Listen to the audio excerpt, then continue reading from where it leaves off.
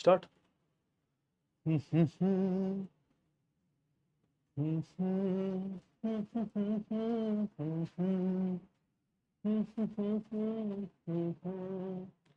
आशिकाना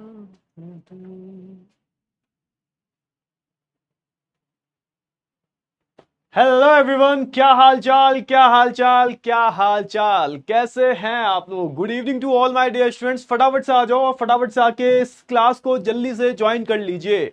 good evening, Radhe Radhe. क्या हाल चाल, क्या हाल चाल, आ जाओ जल्दी से आ जाओ, फटाफट से आ जाओ।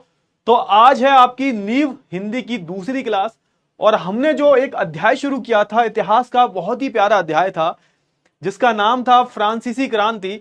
इसको अब आगे कंटिन्यू करेंगे और आज हम कुछ नए टॉपिक्स को बढ़ेंगे। तो जल्दी से बता दो क्या हाल है, सब बढ़िया, जल्दी से बता दो। हेलो बेटा, good evening, good evening, good evening. ये कमेंट्स कंटिन्यू कर दो। हाँ, सब बढ़िया, चलो चलो, बहुत बढ़िया, बहुत ही बढ़िया, बहुत ही अच्छे। तो कल जो मैंने लेक्चर लिया था समझ में आया था, ये बताओ पहले। कल जो भी मैंने पढ़ाया है वो तुम्हें पल्ले पढ़ा या नहीं पढ़ा कि सर कछू पल्ले नहीं पढ़ो, कछू नहीं पल्ले पढ़ो सर, है ऐसा तो नहीं है, समझ में ना आया हो। और हाँ, याद रखना, जो भी बच्चे मेरी क्लास में पहली बार आ रहे हैं तो उनसे मैं एक छोटी सी रिक्वेस्ट करूंगा कि अगर आपने पिछला लेक्चर नहीं देखा है तो प्लीज उसको देख लेना, वरना तो कुछ पल्ले नहीं पड़ेगा तुम्हारे। वैसे मैं रिवीजन करवाता हूं, हर क्लास में मैं रिवीजन करवाता हूं। जो मैंने कल पढ़ाया है उसका रिवीजन करेंगे हम लोग। लेकिन हाँ, फिर भी मैं आपसे बोलूंगा कि जो मैंने पिछला चैप्टर पढ़ाया, पिछला लेक्चर जो लिया है ना, प्लीज उसका एक बारी देख लेना, एक बारी उसको देखो, उसके बाद जो है लेक्चर नंबर दूसरा देखना, तब आपको और अच्छे से जो है समझ में आ जाएगा। क्लियर हुआ?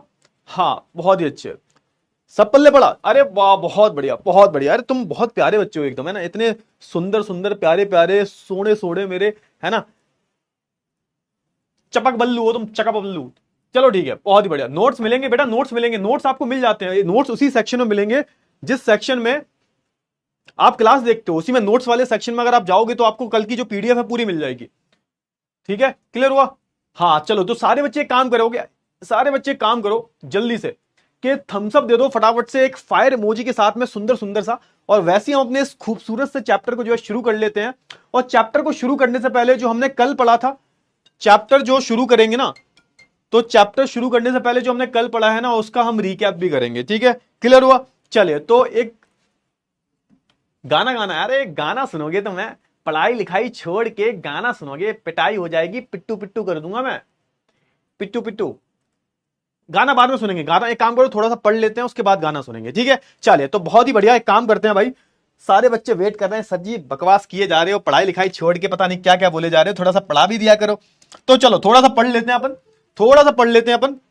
अब क्या क्या पढ़ने वाले हैं थोड़ा सा देख लेते हैं। ठीक है, क्या देखने वाले हैं भाई? तो हमने एक चैप्टर पढ़ा भाई, चैप्टर क्या था भाई? चैप्टर था हमारा फ्रांसीसी क्रांति। ठीक है सर, थोड़ा सा रिवीजन कर लें सर, थोड़ा सा रिवीजन कर ले। हाँ, तो थोड़ा सा हम रिवीजन कर लेते हैं बेटा। तो रिवीजन में हमने क्या देखा बताइए जल्दी से, क्या क्या देखा रिवीजन में हमने? तो आप देखेंगे कि रिवीजन में सबसे पहले हम बात करेंगे कल के रिवीजन, है ना, कल का जो क्लास था उसका रिवीजन कर लेते हैं। ठीक है सर, रिवीजन की अगर हम बात करें, सबसे पहले हमने क्रांति की बात की। किसकी बात की? क्रांति। ये जो क्रांति शब्द है सर, इसका क्या मतलब होता है? सर ये जो क्रांति है, इस शब्द का मतलब क्या होता है? तो क्रांति शब्द का पहले हम मतलब देख लेते हैं। क्रांति शब्द का मैंने मतलब क्या बताया था आपको? बदलाव, है ना। जब कोई एक बड़ा बदलाव आता है, जब कोई एक, है ना, बड़ा बदलाव जो आता है उसको हम क्या बोलते हैं? बड़ा बदलाव जब आता है उसको हम क्या बोलते हैं? उसको हम क्रांति बोल देते हैं। ठीक है, ये हमने पढ़ा। ठीक है सर, ये बदलाव कहां पर आया सर? तो ये बदलाव आया था हमारे फ्रांस देश में। हमारा जो एक, हमारा तो देश नहीं है खैर, यूरोप में एक देश है। कहां पर है सर ये? यूरोप, यूरोप नाम के महाद्वीप पर एक देश है। इस देश का नाम है फ्रांस। बेटा एक थोड़ा सा एडजस्टमेंट कर लेना, मेरी राइटिंग थोड़ी गंदी है। अब मेरी राइटिंग बचपन से ही थोड़ी गंदी है, इसमें मैं कुछ कर नहीं सकता। अगर आप बोलो कि सर आप राइटिंग सुधार लो अपनी, तो बेटा राइटिंग नहीं सुधरती मेरी। अब इतनी बड़ी उम्र हो गई है, अब तुम्हारे भैया इतने बड़े हो चुके हैं, अब राइटिंग थोड़ा सुधारते रहेंगे, हैं? तो थोड़ा सा एडजस्ट कर लेना।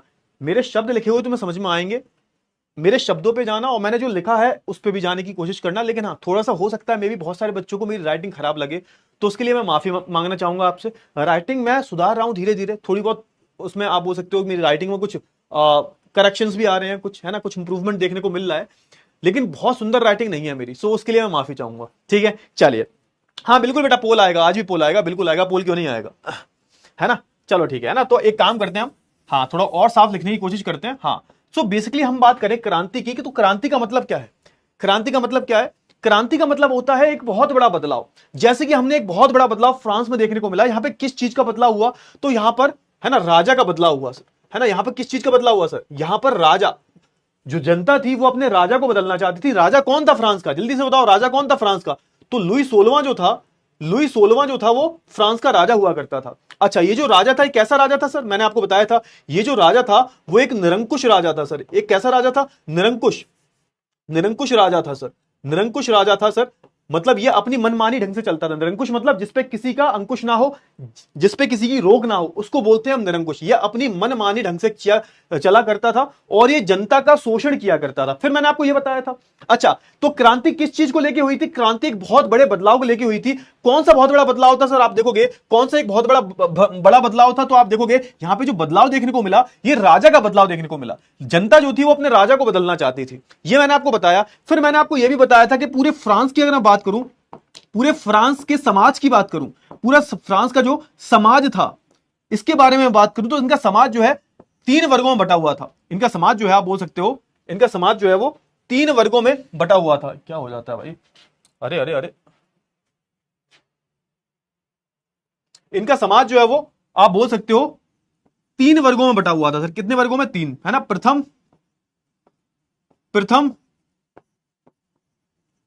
द्वितीय और तृतीय।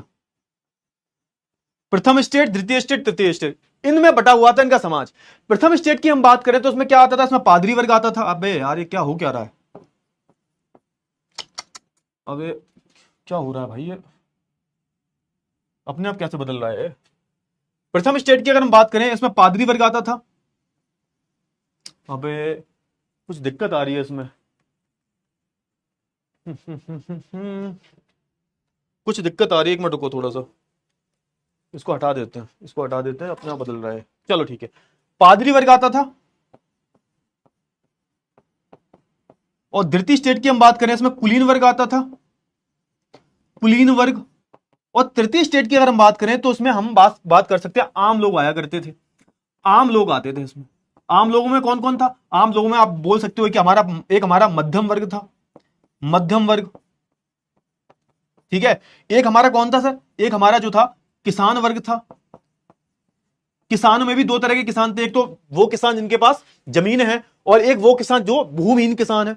और फिर आप बोल सकते हो जो गरीब लोग हैं वो भी इसी में आते थे। गरीब, जो गरीब लोग हैं वो भी इसी में आते थे, है ना। किसानों की अगर हम बात करें तो पूरे फ्रांस में करीबन आप देखोगे 90% किसान थे। बाकी की हम बात करें 10% जो दूसरे लोग हैं वो आया करते थे। 90% से ज्यादा फ्रांस में जो है किसान हुआ करते थे, जिनकी खुद की जमीनें भी नहीं थी। बहुत कम ऐसे किसान थे इनके पास खुद की जमीनें हुआ करती थी। दिक्कत यह था, क्या था? दिक्कत यह था कि यहां पर अगर मैं कर की बात करूं, कर के बोझ की बात करूं, मतलब सरकार को जो टैक्स देना पड़ता है उसकी अगर मैं बात करूं, तो आप देखोगे कि सिर्फ और सिर्फ, है ना, इन दोनों के पास क्या थे? इन दोनों के पास कुछ विशेष अधिकार थे।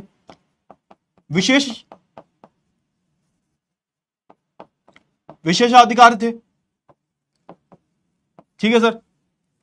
जन्म से ही इनके पास, पादरी वर्ग और कुलीन वर्ग के पास विशेष अधिकार थे। लेकिन मैं आमतौर पर हम बात करें, जो हमारे आम लोग हैं, जो हमारे तीसरे वर्ग से लोग आते हैं, तो इनके पास कोई अधिकार नहीं थे। और पूरा कर का जो बोझ है, कर का जो बोझ है वो किसके पास था?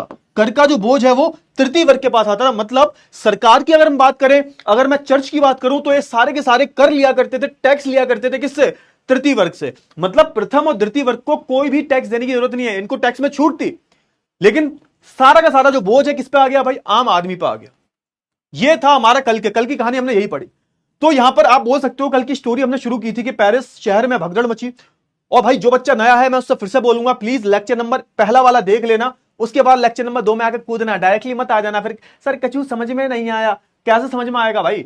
जब तुम पहला लेक्चर देखोगे तभी तो दूसरा समझ में आएगा। तो पहला लेक्चर देखो अगर नए हो तो, और कल का लेक्चर देखा है तो तुम्हें, मुझे नहीं लगता कोई डाउट हुए होंगे। अब ये बताओ, कल हमने यही पढ़ा, कुछ ज्यादा नहीं पढ़ा, हमने कल यही पढ़ा। समझ में आया तुम्हें? कल हमने बस यही पढ़ा था।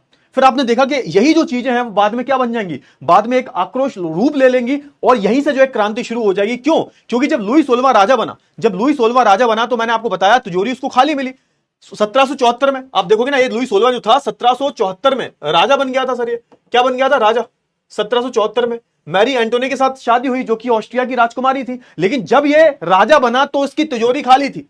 इसकी जो तिजोरी थी है ना। इसका जो राजकोष था वो खाली था, सरकारी खजाना खाली हो गया था। क्यों खाली हो गया था? शानो शौकत,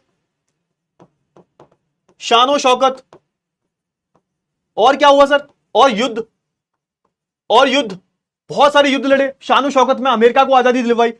इनके चलते आप देखोगे इनकी तिजोरी खाली हो गई। अब जब तिजोरी खाली हो गई तो राजा ने क्या सोचा? राजा ने सोचा एक काम करते हैं, हम कर को बढ़ा देते हैं, कर को बढ़ा दो। कर जब बढ़ेंगे तो बोझ किस पे आएगा? कर जब बढ़ेंगे तो बोझ आएगा तृतीय वर्ग के पास। क्यों? क्योंकि प्रथम और द्वितीय वर्ग को टैक्स देने की जरूरत है ही नहीं।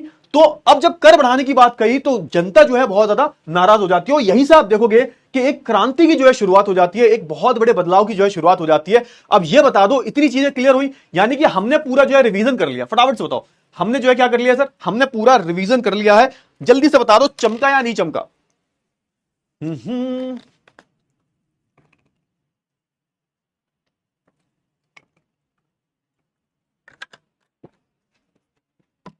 क्लियर हुआ? इतनी चीजें समझ में आई? हाँ या ना? पक्की बात है? समझ में आई? पक्की बात है? क्लियर है ना? हाँ, तो ये कल की कहानी है, मैंने कुछ भी नया नहीं पढ़ाया, मैंने अभी तक कुछ भी नया नहीं पढ़ाया, मैंने कल का रिवीजन करवाया है। और अब हम बात करेंगे आज की। सर आज हम कौन से टॉपिक पढ़ेंगे सर? तो देखो ध्यान से, आज हम दो टॉपिक पढ़ने वाले हैं सर। कौन से टॉपिक पढ़ने वाले हैं भाई? चमक गया ना? अरे बहुत बढ़िया, तुम मतलब शेर आदमी हो यार, तुम मतलब क्या ही तुम्हारी बात करें, तुम इतने खूबसूरत हो कि तुम्हें किसी की तारीफ की जरूरत है ही नहीं। तुम इतने समझदार बच्चे हो, तुम्हें एक बार में समझाने से समझ में आ जाता है। इतने प्यारे प्यारे क्यूट क्यूट से बच्चे हो तुम, मतलब क्या ही है। तुम होगे तो मैं तुम्हें एक झप्पी भी दूंगा, एक अच्छे नंबर लाके दिखाओ, यहीं पे बुलाएंगे, इसी स्टेज पे बुलाएंगे तुमको, और अपने हाथों से तुम उपहार देंगे। तो पहले 9वीं में हो, पहले 10वीं, 9वीं के बाद 10वीं में आओगे, 10वीं में भी हमारे साथ रहोगे, और 10वीं के बाद 10वीं में अच्छा रिजल्ट लाके दिखाओ, इसी स्टेज पे लाके खड़ा करेंगे तुम्हें। ठीक है, चिंता मत करो तुम। चलो ठीक है, बहुत ही बढ़िया।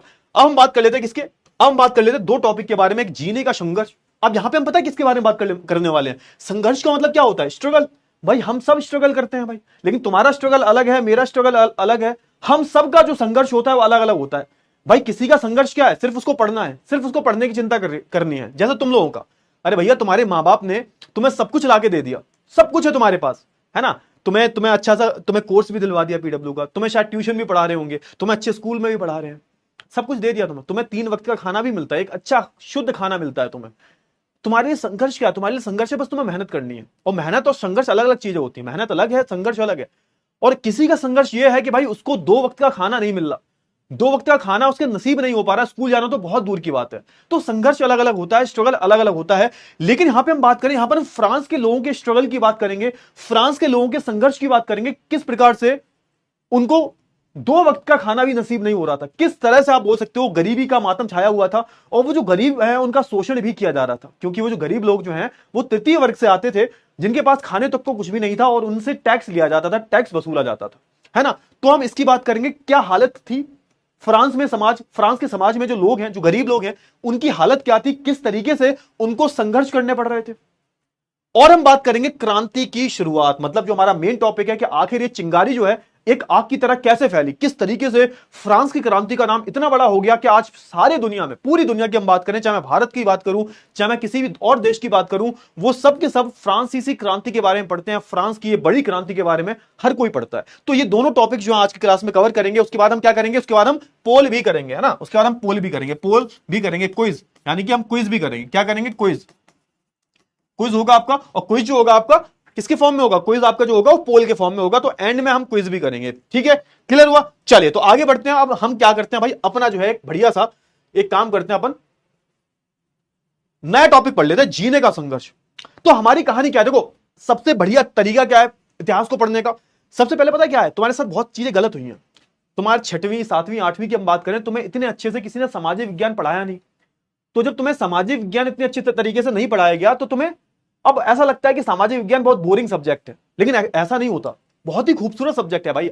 अगर तुम्हारा टीचर ढंग का है ना, टीचर अगर तुम्हारा ढंग का है, मजाक सेट के बता रहा हूं, टीचर अगर तुम्हारा ढंग का है, तो ये सब्जेक्ट जितना इंटरेस्टिंग सब्जेक्ट आपके सारे विषयों में से नहीं है कोई। सोच के देखो ना कितनी बढ़िया कहानी चल रही है हमारी। अब आपको करना क्या है, चीजों को जोड़ के चलना है। पहला पहला नियम जो है हिस्ट्री का क्या है? पहला नियम क्या है हिस्ट्री का, इतिहास का पहला नियम क्या है?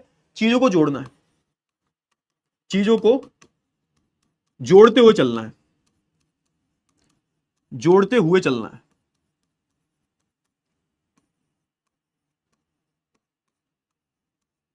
मतलब कोई भी चीज है, कोई भी जो चीज आपको दिख रही है वो अलग नहीं है, जो भी हमारी कहानी चल रही है वो सेम है ना, एक ही कड़ी की एक डोर है भाई, एक ही कड़ी की एक उसका हिस्सा है हमारा, एक पूरी जो कड़ी है उसका एक हिस्सा है हमारा पूरी स्टोरी।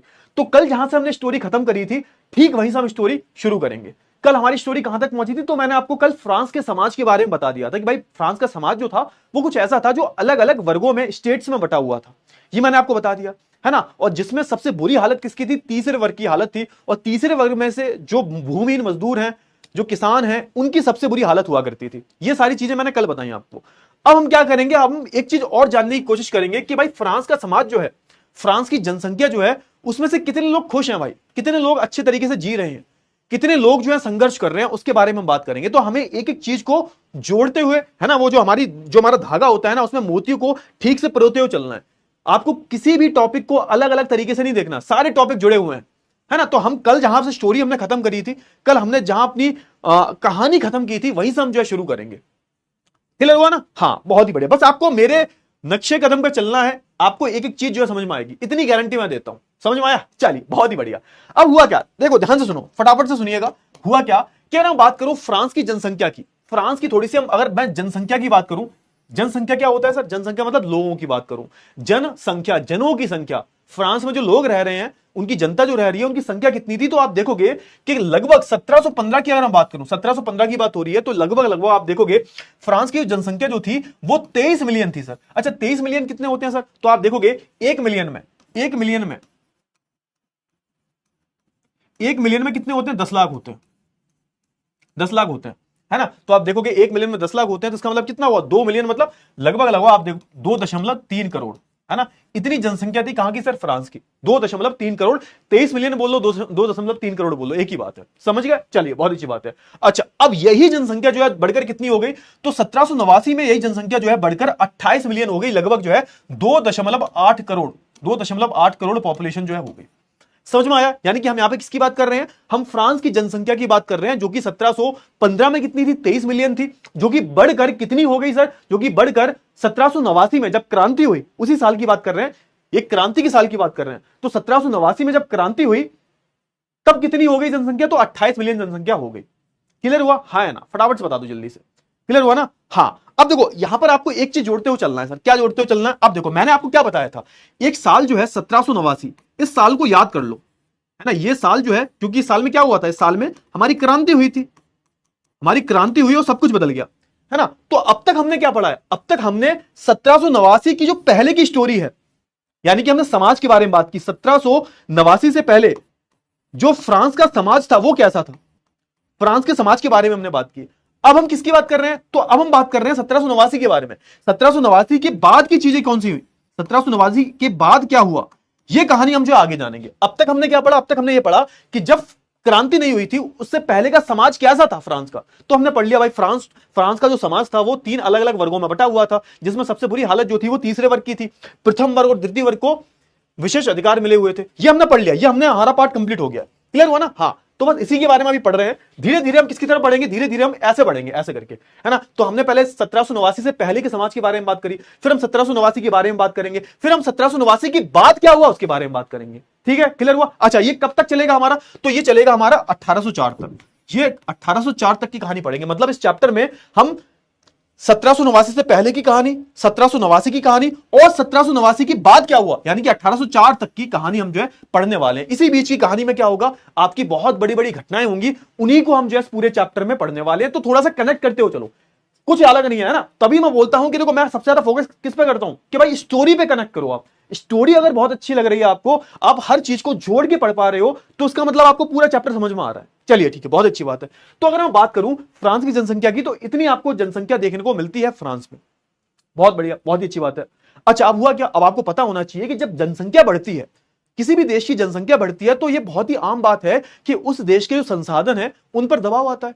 सोच के देखो ना, जैसे मान के चलो कि तुम 2 बहन भाई हो, तुम 2 बहन भाई हो। अब घर में कोई चीज आएगी तो 2 लोगों में बटेगी नहीं बटेगी। मान के चलो घर में पापा सेब लेके आए, घर में सेब लेके आए। अब भाई सेब थे 4, 2 तुम लोग हो, है ना। तो एक एक तुम्हें दे दिया, एक खुद खा लिया पापा ने, एक मम्मी को दे दिया, मतलब 4 लोग हो।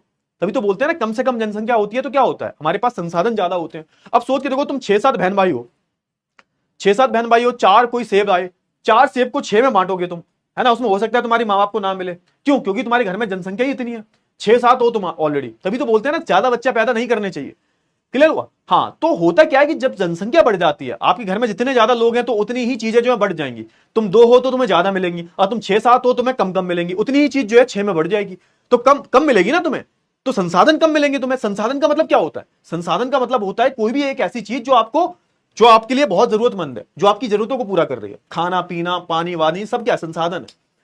तो इसका मतलब क्या हुआ? इसका मतलब ये हुआ कि जब भी जनसंख्या बढ़ती है तो क्या होता है, तो भैया खाने पीने की चीजों की कमी आती है, संसाधनों की कमी आती है। तो यहां पे वही लिखा हुआ है कि भाई अब जनसंख्या बढ़ने के कारण क्या हुआ, जनसंख्या बढ़ने के कारण हमारा उत्पादन तो बढ़ा नहीं, उत्पादन ना बढ़ने की वजह से आप देखोगे भोजन की कमी आ गई, भोजन की मांग जो बढ़ रही थी।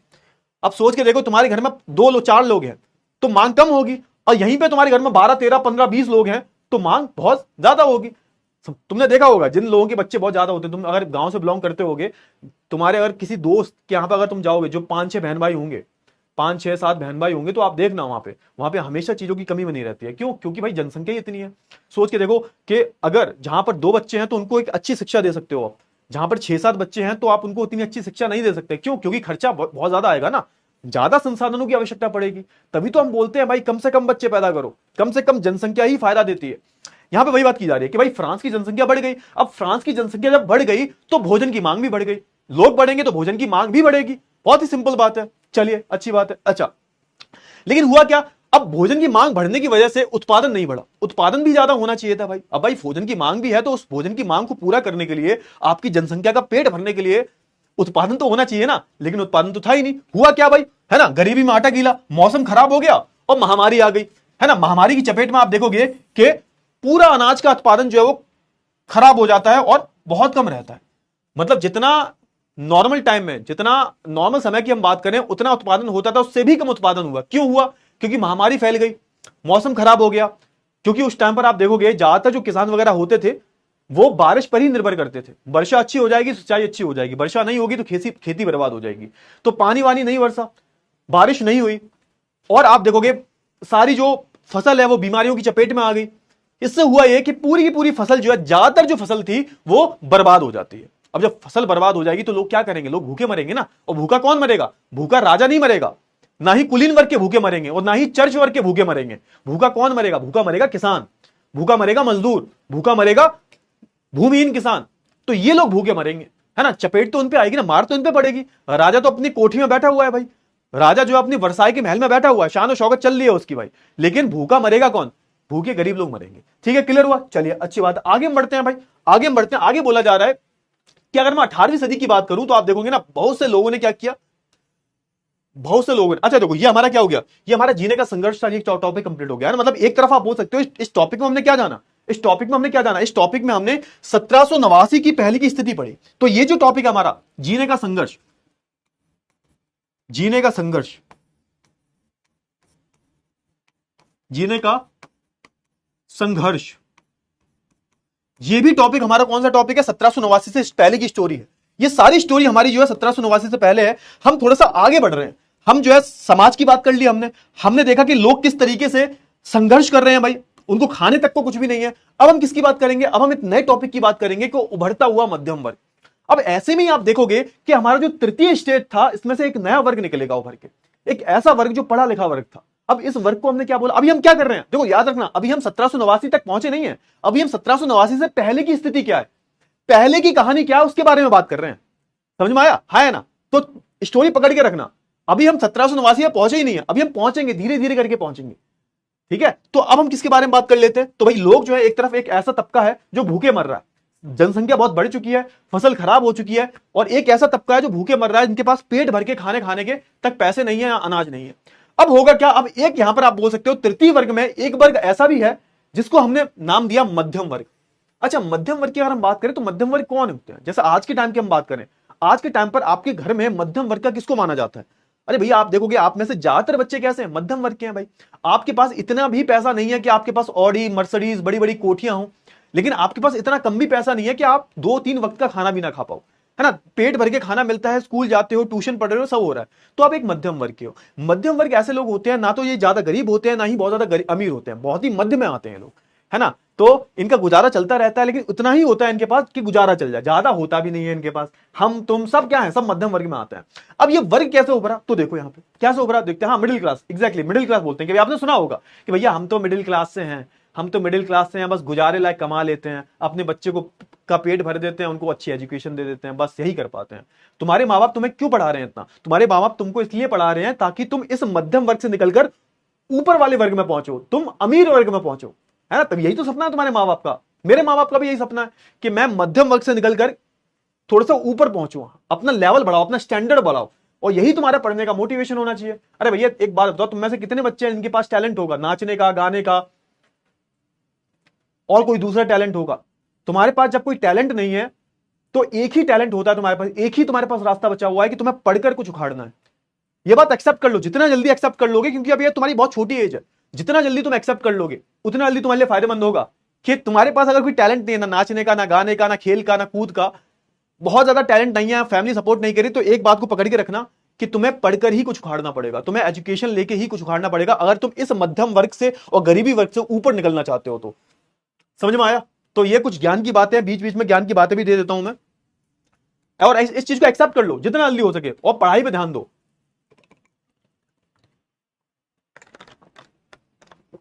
अभिषेक मौर्य, बहुत पैसा है मेरे पास। अरे भैया देखो, जिनके पास पैसा है उनके पास तो कोई दिक्कत ही नहीं है, तुम्हारी जमीनें होंगी, पैसा होगा, उनकी तो बात ही नहीं कर रहा मैं बात किनकी कर रहा हूं? मैं बात कर रहा हूं जो मध्यम वर्ग से आते हैं, ठीक है, मैं उनकी बात कर रहा हूं। चलो ठीक है, बहुत ही बढ़िया। अब हम बात कर लेते हैं किसके बारे में। 18वीं सदी में बहुत सारे लोग जो थे उन्होंने क्या किया, उन्होंने विदेशी व्यापार किया और उन्होंने बहुत सारे सामानों का उत्पादन किया। अब आप देखोगे ना 18वीं सदी में हुआ क्या, 18वीं सदी में ना एक बहुत बड़ी क्रांति और हो रही थी। एक तरफ आप बोल सकते हो फ्रांसीसी क्रांति होने वाली थी जस्ट, और दूसरी तरफ औद्योगिक क्रांति की भी शुरुआत हो चुकी थी। औद्योगिक क्रांति क्या होती है? तो औद्योगिक क्रांति का अभी मतलब इतना समझ लो बस, औद्योगिक क्रांति का मतलब क्या था, औद्योगिक क्रांति क्या होती है। अब तक क्या था, अब तक जो व्यापार हुआ करता था, लोग हाथों से चीजें बनाया करते थे। हुआ क्या, 19वीं शताब्दी में आप देखोगे चीजें जो है लोग मशीनों से बनाने लगे, चीजें जो है एक छत के नीचे बनने लगी, फैक्ट्री के अंडर में बनने लगी, बड़ी बड़ी मशीनें आ गई, और इस युग को हमने क्या बोल दिया, इस युग को हमने औद्योगिक क्रांति का युग बोला। ऐसे युग में आप देखोगे ना कि बहुत ज्यादा डिमांड बढ़ जाती है चीजों की, है ना, उत्पादन बहुत ज्यादा होने लगता है। तो आप देखोगे ना ये जब चीजें हो रही थी, इनका फायदा किसने उठा लिया? इनका फायदा ही इन लोगों ने उठा लिया, मध्यम वर्ग के लोगों ने। इन्होंने क्या किया, इन्होंने बहुत सारा विदेशी व्यापार करना शुरू कर दिया, इनके पास पैसा आ गया सर, इन्होंने सामानों का उत्पादन करना सीख लिया, और उसके जरिए इन्होंने क्या किया, इन्होंने धन कमा लिया। और ये जो वर्ग था ना, इन्होंने क्या किया, देखो ये पहले गरीब ही लोग हुआ करते थे, लेकिन जैसे ही औद्योगिक क्रांति हुई तो इन्होंने पैसा वैसा कमा लिया, खूब बढ़िया तरीके से व्यापार करके पैसा वैसा कमा लिया। अब ऑब्वियस सी बात है, तुम्हारे पास पैसा है तो तुम अपने बच्चे को पढ़ा लिखा दोगे। सोच के देखो, अच्छी शिक्षा किसको मिल पाती है? आप देखना, अच्छी शिक्षा सिर्फ उन्हीं को मिल पाती है जिनके पास पैसा होता है। तो जब इनके पास पैसा आ गया तो इन्होंने क्या किया, ये पढ़ लिख गए, इन्होंने अपने बच्चों को भी पढ़ा लिखा दिया, और इनके बच्चे पढ़कर भी क्या बन गए, बढ़िया कमाने लगे, भाई नौकरी लग गई, कोई डॉक्टर बन गया, कोई इंजीनियर बन गया, कोई व्यापारी बन गया। तो ऐसे करके एक नया वर्ग खड़ा होता है फ्रांस में, और इस वर्ग का नाम क्या था, मध्यम वर्ग। इसका नाम बेटा याद रखना, क्यों? क्योंकि असली जो क्रांति करेंगे, असली जो क्रांति होगी, असली जो क्रांति की शुरुआत होगी, वो कौन करेगा? वो मध्यम वर्ग ही करेगा। याद रखना, देखो हमेशा याद रखना बेटा, जब भी क्रांति होती है, जब भी कोई बहुत बड़ा बदलाव होता है, वो अनपढ़ लोग, बिना पढ़े लिखे लोग नहीं करते। हमेशा कोई बड़ी चीज जो होगी ना, हमेशा कोई बहुत बड़ा बदलाव जो आता है, वो हमेशा पढ़े लिखे लोग ही करते हैं। तो तुम्हें क्या लगता है, फ्रांस की क्रांति जो हुई थी वो पढ़े लिखे लोगों ने की थी? अनपढ़ लोगों को तो बेचारों को पता ही नहीं था करना क्या है। समझ रहे हो ना? अब तक जो लोग थे जो अनपढ़ हैं, जिनको पढ़ना नहीं आता, लिखना नहीं आता, इनको कुछ नहीं पता उनके अधिकारों के बारे में, उन्होंने थोड़ा ना क्रांति की। तुम्हें लग रहा होगा कि क्रांति किसानों ने की, मजदूरों ने की, ना ना ना ना, इन लोगों ने नहीं की, इनका तो शोषण किया जा रहा था। आप देखोगे मजदूर किसान जो थे, इनके बिहाफ पर किसने की? इनके बिहाफ पर आप देखोगे मध्यम वर्ग ने क्रांति करी। मध्यम वर्ग को लगा कि भाई ये राजा कौन होता है, भाई ये राजा कौन है, ये निरंकुश राजा जो हमें शोषण हमारा कर रहा है, हम क्यों टैक्स दें? अब सोच होता क्या, देखो सुनो ध्यान से, जब कोई व्यक्ति पढ़ लिख जाता है, जब कोई व्यक्ति पढ़ लिख जाता है तो उसके मन में अलग अलग सवाल आने लगते हैं। तो यहां पे मध्यम वर्ग के लोगों के मन में सवाल आया कि भाई ये राजा कौन है, भाई ये राजा हमें होता कौन है ऑर्डर देने वाला, हम राजा को टैक्स क्यों पे करें, और सिर्फ तृतीय वर्ग के लोग ही टैक्स क्यों पे करें, प्रथम वर्ग और द्वितीय वर्ग कर क्यों नहीं देते, प्रथम वर्ग और द्वितीय वर्ग को विशेष अधिकार क्यों मिले हैं, हमें विशेष अधिकार क्यों नहीं मिले? विशेष अधिकार तो टैलेंट के बेसिस पे मिलने चाहिए, अगर आप में टैलेंट है तो आपको अधिकार मिलेंगे, नहीं तो नहीं मिलना चाहिए। तो ये सारे जो सवाल हैं वो इस मध्यम वर्ग के अंदर आने लगे थे, और जब ये सवाल पूछना शुरू करते हैं तभी क्या होती है, तभी क्रांति शुरू हो जाती है। तो याद रखना, क्रांति जो हुई थी, क्रांति में मुख्य योगदान जो था किसका था, तो आप देखोगे हमारा मध्यम वर्ग का ही मुख्य योगदान बताया जाता है। हालांकि आप बोल सकते हो बाद में मजदूर जो थे, किसान जो थे, वो इनके सपोर्ट में आ गए थे, लेकिन आप बोल सकते हो कि भैया हमारी जो क्रांति है, फ्रांस की जो क्रांति है वो किसने की, तो वो हमारे मध्यम वर्ग ने की थी। क्लियर हुआ? हाँ है ना? फटाफट से बताओ दो। क्लियर हुआ ना? हाँ है ना? क्लियर हुआ? फटाफट से बता दो जल्दी से। अभिषेक बेटा बहुत ज्यादा बातें कर रहे हो अभी। देखो ऐसा है अभिषेक बेटा, ब्लॉक होना है तुम्हें, क्योंकि मैं ब्लॉक कर सकता हूं किसी को भी। अगर आपने फालतू इधर बातें की तो मैं आपको ब्लॉक कर दूंगा। आप डिस्टर्ब कर रहे हो दूसरे बच्चों को। जो बच्चे पढ़ रहे हैं उनको पढ़ने दो।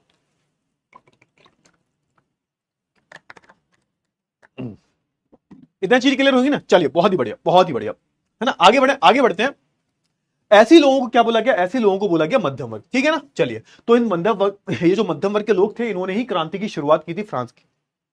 अब आप देखोगे ना, ये समाज का एक नया वर्ग था भाई, नया वर्ग उभरा था समाज में। ऐसा पहले कोई वर्ग नहीं था, ये नया वर्ग जो है समाज में उभरा था। अब इसमें कौन कौन लोग आया करते थे, तो आप देखोगे मध्यम वर्ग में, है ना, हमारे अधिकारी लोग हैं, बड़े बड़े अधिकारी जो है कोर्ट कचहरी के, वकील हो गए, डॉक्टर हो गए, है ना, जो हमारे प्रशासनिक अधिकारी जो है। प्रशासनिक अधिकारी कौन होते हैं भाई? तो जो प्रशासन के लिए काम करते हैं, सरकार के लिए काम करते हैं। जैसे आपने देखा होगा, है ना, कोई इनकम टैक्स ऑफिसर होता है, कोई आईएएस ऑफिसर होता है, कोई आईपीएस ऑफिसर होता है, कोई पुलिस में होता है। तो ये सब क्या है? ये सरकार के प्रशासनिक कामों को संभालते हैं, मैनेजमेंट का काम देखते हैं लोग, है ना। तो ये प्रशासन काम जो थे उनमें जो है ये लोग शामिल थे। और अच्छा, इसमें व्यापारी भी आया करते थे, व्यापारी लिख लो, व्यापारी भी आते थे इसमें, छोटे मोटे व्यापारी जो है वो भी आया करते थे। तो और ये जो वर्ग था, कैसा वर्ग था? ये वर्ग जो था वो पढ़ा लिखा वर्ग था सर। कैसा वर्ग था? पढ़ा लिखा वर्ग था सर, पढ़ा लिखा वर्ग था।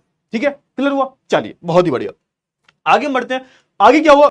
अब देखो वहीं पे आ जाते हैं। टैक्स और भोजन की कमी के टैक्स और भोजन की कमी के विरोध में किसानों को मजदूर। अच्छा, अब देखो यहां पर हुआ क्या।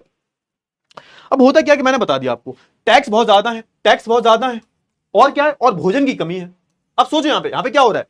यहां पे उपज खराब हो गई, महामारी आ गई, खाने के लाले पड़े हुए हैं। ऊपर से क्या किया यहां पर, ऊपर से राजा जो है वो टैक्स बढ़ाने की बात कर रहा है, टैक्स बढ़ाने की बात कर रहा है, टैक्स बहुत ज्यादा है।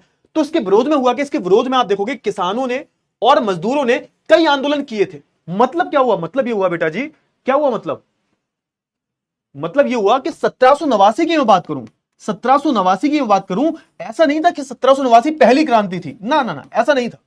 1789 के पहले भी बहुत सारे किसानों ने और मजदूरों ने, है ना, विरोध किया था, विरोध प्रदर्शन किए थे, विरोध किया था भाई। मतलब यह कि ऐसा नहीं है कि 1789 में पहली क्रांति हुई थी, ऐसा नहीं है। 1789 की जो क्रांति हुई थी वो एक सफलपूर्ण क्रांति थी, लेकिन ऐसा नहीं था पहली क्रांति थी। 1789 से पहले भी बहुत सारे जो किसान हैं और बेचारे मजदूर जो हैं, इन्होंने आंदोलन किए थे, इन्होंने बहुत सारे आंदोलन किए थे। क्यों आंदोलन किए थे? कि ज्यादा टैक्स क्यों ले रहे हो, लेकिन इनका कुछ फायदा नहीं मिला। कहने का मतलब क्या है कि देखो, जब मजदूरों ने और किसानों ने आंदोलन किए तो इसका कुछ फायदा नहीं मिला, और जब मध्यम वर्ग आता है निकल के तो एक बहुत बड़ी क्रांति हो जाती है। याद रखो कि ऐसा नहीं था कि भाई जी टैक्स बहुत ज्यादा है तो उसकी पहली क्रांति 1789 में ही हुई थी। 1789 में भी बार बार कोशिश की गई थी किसानों के द्वारा, बेचारे मजदूरों के द्वारा, कि इतना कर ना दिया जाए, इतना टैक्स सरकार ना दे, क्योंकि भोजन की कमी थी। लेकिन इन आंदोलनों का कोई भी फायदा नहीं हुआ, कुछ बदलाव नहीं आया। आंदोलन किया तो राजा ने पुलिस को बुला लिया, मरवा दिया किसानों को, गोली चलवा दी। तो ये सब हुआ करता था। बेचारे किसान डरते थे कि भाई आंदोलन करेंगे तो पेल दिए जाएंगे, मारे जाएंगे। तो ये सारी चीजें होती थी। ठीक है, फिर क्या हुआ? अब क्या हुआ? अब हुआ ये कि भाई यहां पर समझो, यहां पे अब ये सामाजिक और आर्थिक ढांचा जो है इसको बदलने की जरूरत थी। जो भी फ्रांस के समाज में ढांचा बना हुआ है, अलग अलग वर्ग हैं, प्रथम द्वितीय तृतीय, जो भी फ्रांस का समाज का ढांचा है, इसको बदलने की बहुत ज्यादा आवश्यकता थी। किसानों ने कोशिश की, मजदूरों ने कोशिश की, तो यहां पर कुछ हुआ नहीं, कुछ नहीं हुआ भाई, यहां पर कुछ नहीं हुआ, कुछ हुआ नहीं हुआ, दबा दिया गया आंदोलन को। अब यहां पर क्या होगा? यहां पर अब हमारा मध्यम वर्ग जो है वो क्या करेगा? मध्यम वर्ग जो है वो जिम्मेदारी लेगा क्या लाने की? समाज में बदलाव लाने की, है ना। अब ये हमारा मध्यम वर्ग जो है क्या करेगा? हमारे मध्यम वर्ग ही क्या करेगा? क्रांति को लाएगा। क्रांति को कौन लाएगा? हमारा मध्यम वर्ग ही लाएगा। समझ में आया? इतनी चीजें हुई, इतनी चीजें क्लियर हो गई, है ना, क्लियर हुआ, है ना। तो देखो यहां पर किसानों ने, मजदूरों ने कोशिश की, 1789 से पहले भी कई बारी आंदोलन वगैरह हुए थे, लेकिन इनका कोई फायदा नहीं हुआ, इनका कोई भी फायदा देखने को नहीं मिला। अब थोड़ा सा देखो, अच्छा अब हुआ क्या? अब एक चीज और हुई थी। अब मैंने आपको बताया, देखो हर चीज कनेक्ट करो। मैंने आपको बताया जो मध्यम वर्ग जो है इसने जिम्मेदारी ले ली कि अब ये क्या करेंगे? मध्यम वर्ग के लोग ही जो है एक तरह का एक बहुत बड़ा आंदोलन छेड़ेंगे। ठीक है सर। अब मैंने आपको क्या बताया कि जो मध्यम वर्ग जो था ना वो पढ़ा लिखा वर्ग था, और जो पढ़े लिखे वर्ग होते हैं, जो पढ़ा लिखे लोग होते हैं, वो क्या करते हैं, हमेशा हमेशा याद रखो, जो पढ़े लिखे लोग होते हैं वो हमेशा लॉजिक्स पे बात करते हैं कि भाई लॉजिक होना चाहिए, हर बात में तर्क होना चाहिए, तर्क पे बात करते हैं। कोई भी इलॉजिकल चीजों पे बात नहीं करेंगे पढ़े लिखे लोग। मैं तुमसे बोलता हूं, पढ़े लिखे लोगों की पहचान क्या होती है कि वो हमेशा, एक तो उनका माइंड जो होता है वो हमेशा क्वेश्चनिंग होता है, हमेशा सवाल पूछते हैं वो लोग। पढ़े लिखे लोग हमेशा सवाल पूछते हैं ऐसा क्यों हुआ, और वो हर चीज के तर्क पे जाते हैं, लॉजिक्स पे जाते हैं। अगर तुम किसी भी चीज का लॉजिक नहीं पूछ रहे हो तो इसका मतलब तुम पढ़े लिखे गंवार हो, तुम पढ़े लिखे अनपढ़ हो। तभी मैं बोलता हूं कि पढ़ने लिखने का फायदा कब है, कि जब तुम हर चीज पे सवाल पूछो। नहीं पूछ रहे तो उसका मतलब तुम्हारा पढ़ा लिखा होने का कोई फायदा नहीं है। अब हुआ क्या, अब जब मध्यम वर्ग उठ खड़ा हुआ, अब ये पढ़ा लिखा वर्ग था, तो आप देखोगे इन्हीं मध्यम वर्ग में से, इन्हीं मध्यम वर्ग में से बहुत सारे क्या निकलेंगे, बहुत सारे दार्शनिक निकलेंगे। अच्छा सर, दार्शनिक कौन होते हैं? जो भैया दर्शन देते हैं। दार्शनिक मतलब जो दर्शन देते हैं, मतलब जो ज्ञान देते हैं, जो ज्ञान देते हैं सर। क्या देते हैं सर? ज्ञान देते हैं, जो ज्ञान की बातें करते हैं। क्या, किसकी बातें करते हैं बेटा? जो ज्ञान की बातें करते हैं। किसकी बातें करते हैं? ज्ञान की बातें। दार्शनिक किसको बोलते हैं? जो ज्ञान की बातें करते हैं, जो अपने अपने दर्शन से, अपने ज्ञान से आपको प्रभावित करते हैं, उनको हम क्या बोलते हैं? उनको हम दार्शनिक बोलते हैं। आपने सुना होगा हिंदी, इंग्लिश में इसको क्या बोलते हैं? इंग्लिश में इसको फिलोसफर्स बोलते हैं। तुमने सुना होगा कि बड़े, बहुत बड़े फिलोसफर बन रहे हो, बहुत बड़े तुम फिलोसफर हो, ऐसा तुमने सुना होगा लोगों को बोलते हो। फिलोसफर का मतलब क्या होता है? दार्शनिक। फिलोसफर वो लोग होते हैं जो अपने ज्ञान से सामने वाले को प्रभावित करते हैं। अब हुआ क्या, इसी युग में आप देखोगे कि बहुत बड़े बड़े दार्शनिक आए जो खुद भी आप बोल सकते हो मध्यम वर्ग से ही थे। जैसे कि हम बात करें जॉन लोक की बात करें, जॉन लोक एक बहुत बड़े दार्शनिक थे, फ्रांस के ही थे। हम जैसे बात करें रूसो के बारे में, ये बहुत बड़े बड़े क्या थे? ये बहुत बड़े बड़े दार्शनिक थे सर। क्या थे ये सर? एक बहुत बड़े बड़े ये दार्शनिक थे। इन्होंने क्या किया? इन्होंने जो मध्यम वर्ग है, जो पढ़ा लिखा वर्ग है, जो मध्यम वर्ग है, जो मध्यम वर्ग है, इनके लिए बहुत कुछ किया इन लोगों ने, है ना। मतलब मध्यम वर्ग के लोगों ने जब इन दार्शनिकों को सुनना शुरू किया, पढ़ना शुरू किया, इनके बारे में, इनकी लिखी हुई किताबों को पढ़ना शुरू किया, तो आप देखोगे इन्होंने बहुत सारे बदलाव किए। अब जैसे मैं बात करूं जॉन लॉक और लूसो, इनकी अगर मैं बात करूं तो इन्होंने क्या किया? इन्होंने ऐसे समाज की परिकल्पना की जो समाज कानून और समान अवसरों पर आधारित होगा। मतलब यहां पे अगर मैं बात करूं जॉन लॉक की और रूसो की, तो इन्होंने किस पे बात की सर? इन्होंने बात की कि देखो सबके पास, सब जितने भी लोग हैं वो कानून के समक्ष बराबर होने चाहिए और सबके पास समान अवसर होने चाहिए। अभी था फ्रांस में, फ्रांस में अभी तो ऐसा कुछ था ही नहीं। लेकिन यहां पर जो जॉन लॉक हैं, रूसो जो हैं, ये बड़े बड़े दार्शनिक हैं, ये बड़े बड़े ज्ञान देने वाले लोग हैं। जैसे आज के टाइम पर गुरु होते हैं ना, बहुत बड़े बड़े गुरु होते हैं। जैसे हम बात करें प्रेमानंद महाराज जी की हम बात करें, है ना, हम बात करें आचार्य प्रशांत की हम बात करें, है ना, तो ये सारे जो लोग हैं ये क्या कर रहे हैं? ये भी एक तरीके के दार्शनिक हैं। ओशो की हम बात करें, ये भी दार्शनिक थे, है ना। तो ये सारे जो लोग हैं, इनकी अगर मैं बात करूं तो आप देखोगे ये लोग क्या कर रहे हैं? ये लोग मध्यम वर्ग के लोगों को प्रभावित कर रहे हैं। इनकी जो लिखी हुई किताबें हैं लोग पढ़ रहे हैं, भाई लोग पढ़ के प्रभावित हो रहे हैं। और आप देखोगे ये जो लोग हैं, इन लोगों का भी एक बहुत बड़ा योगदान है लोगों के विचारों को बदल। देखो होता क्या है, जब भी कोई क्रांति आती है ना बेटा, जब भी कोई क्रांति आती है उसमें आप ये देखोगे कि विचारों का बदलना बहुत जरूरी होता है। विचारिक क्रांति जो होती है ना, आप इसको कभी नहीं मार पाते। आप इंसान को मार दोगे लेकिन इंसान के विचारों को कभी नहीं मार सकते आप। समझ में आया? इंसान को तो तुम मार दोगे कि भाई ये इंसान जो है ये गलत गलत चीजें सिखा रहा है लोगों को, लेकिन उसके जो विचार हैं वो कभी नहीं मार सकते तुम। विचार कभी नहीं मरते। समझ में आया? तो ये जो लोग हैं ये क्या कर रहे हैं? ये विचारों को ही बदल रहे हैं। ये मध्यम वर्ग के लोगों के विचारों को बदल रहे हैं। ये बोल रहे हैं कि देखो कानून के समक्ष सब बराबर होने चाहिए, है ना, सबके पास समानताएं होनी चाहिए। जैसे हम बात करें एक बहुत बड़े दार्शनिक थे जिनका नाम था मोंटेस्क्यू। मोंटेस्क्यू की अगर हम बात करें तो ये जो लोग, मोंटेस्क्यू ने एक किताब लिखी। मोंटेस्क्यू की किताब का नाम क्या था? The spirit of the laws नाम के, the spirit of the laws नाम से इस किताब लिखी इन्होंने। और आप देखोगे इस किताब में आपने, इन्होंने किसके बारे में लिखा? इस किताब में आप देखोगे ना, इन्होंने विधायिका, कार्यपालिका और न्यायपालिका के बारे में लिखा। क्लियर हुआ? हाँ ना, फटाफट से बताओ जल्दी से।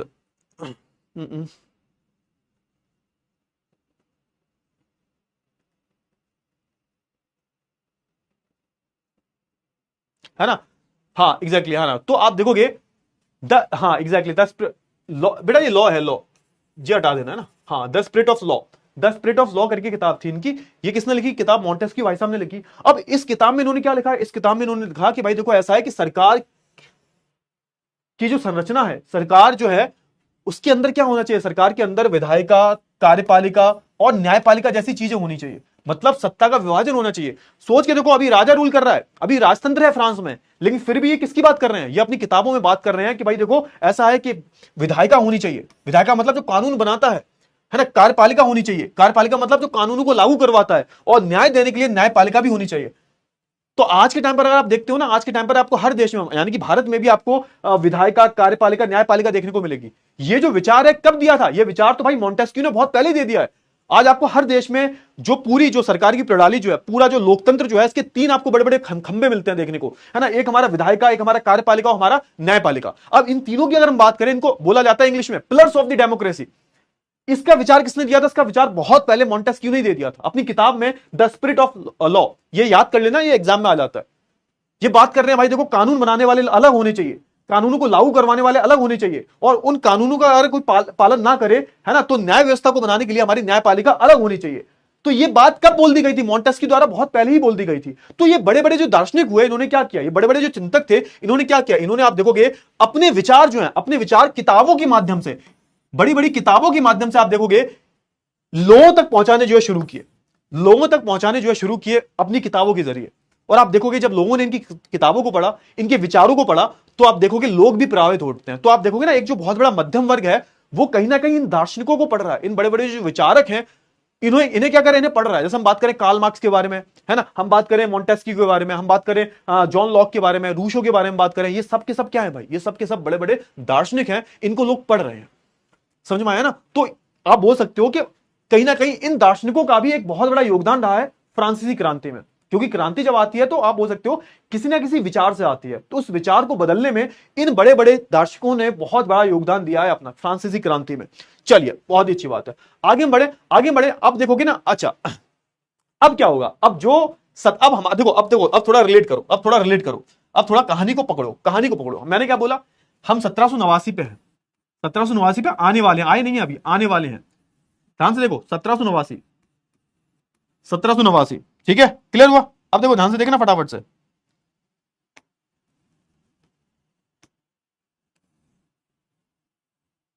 हम 1789 पे हैं सर, ठीक है, क्लियर हुआ? क्लियर हुआ? हाँ, 1789 पे आ गए हम।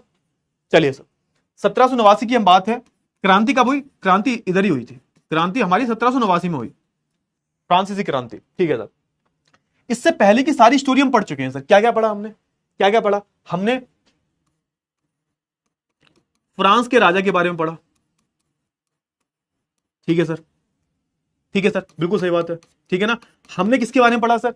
हमने जो है फ्रांस का समाज, फ्रांस का जो समाज था, फ्रांस का जो समाज जो था, इसके बारे में बात की। अलग अलग समाज बटा हुआ था फ्रांस का, इसके बारे में हमने बात कर ली कि कैसा समाज रहता था 1789 से पहले, फ्रांस का समाज कैसा था, अलग अलग वर्गों में बटा हुआ था, प्रथम स्टेट, द्वितीय स्टेट, तृतीय स्टेट। फिर हमने ये पढ़ा कि किस प्रकार से जो है लोगों ने संघर्ष किया, लोगों ने संघर्ष कैसे किया, इसके बारे में हमने बात कर ली। लोगों का जो संघर्ष है, बेचारे भूखे मर रहे हैं, टैक्स बढ़ गया है, भूखे मर रहे हैं, उपज खराब हो गई है, ये सब हमने पढ़ लिया, क्लियर हुआ? फिर हमने देखा कि 1789 से पहले आप देखोगे कि हमारा क्या हुआ, हमारा एक मध्यम वर्ग जो है वो उभर के कैसे आया, मध्यम वर्ग कैसे उभरा, और इस मध्यम वर्ग की वजह से किस प्रकार से क्रांति आई, ठीक है ना। तो ये सब हमने पढ़ लिया, 1789 से पहले हमने सब पढ़ लिया है। अब हम किस पे आ गए हैं भाई? अब धीरे धीरे करके हम आ गए हैं 1789 पे, है ना। अब क्या होता है सर? अब क्या होता है सर? अब बताओ कहानी, है ना। और लास्ट टाइम आपने क्या पढ़ा था? लास्ट टाइम आपने कहानी ये पढ़ी थी कि तिजोरी खाली हो चुकी है, और जो लुई सोलवा जो है वो कर बढ़ाने की बात कर रहा है, कर को बढ़ाने की बात कर रहा है, वो कर बढ़ाना चाहता है। क्यों बढ़ाना चाहता है? क्योंकि उसकी तिजोरी जो है खाली हो चुकी है। अब हमारी डेट आती है 1789, अब यहां पे होगी क्रांति। अब क्यों होगी क्रांति? सुनो यहां पे, अब यहीं से हमारी स्टोरी जो है कंटिन्यू होगी। अब तक हमने 1789 से पहले की कहानी पढ़ ली सब, अब हम 1789 की कहानी पढ़ेंगे कि 1789 जब क्रांति हुई तो क्या क्या हुआ, क्रांति से पहले की जो स्टोरी है ना, क्रांति के दिन की जो स्टोरी है, 1789 साल की जो स्टोरी है वो हम पढ़ने वाले हैं, है ना। तो अब हम इस पे आ चुके हैं, अब इसके बाद की कहानी क्या होगी बाद में पढ़ेंगे। तो सबसे पहले हम बात कर लेते हैं क्या हुआ क्या एकदम से क्या हुआ सर? अब देखो ध्यान से, हुआ एक कि जब ये सब कुछ चल रहा था, परेशानी है, लोग बहुत परेशानी में है, संघर्ष कर रहे हैं लोग, फसल बर्बाद हो गई है, प्रॉपर तरीके से पूरी फसल बर्बाद हो चुकी है, लोग बेचारे बहुत दिक्कत में है, टेंशन में है। अब लोग करें क्या?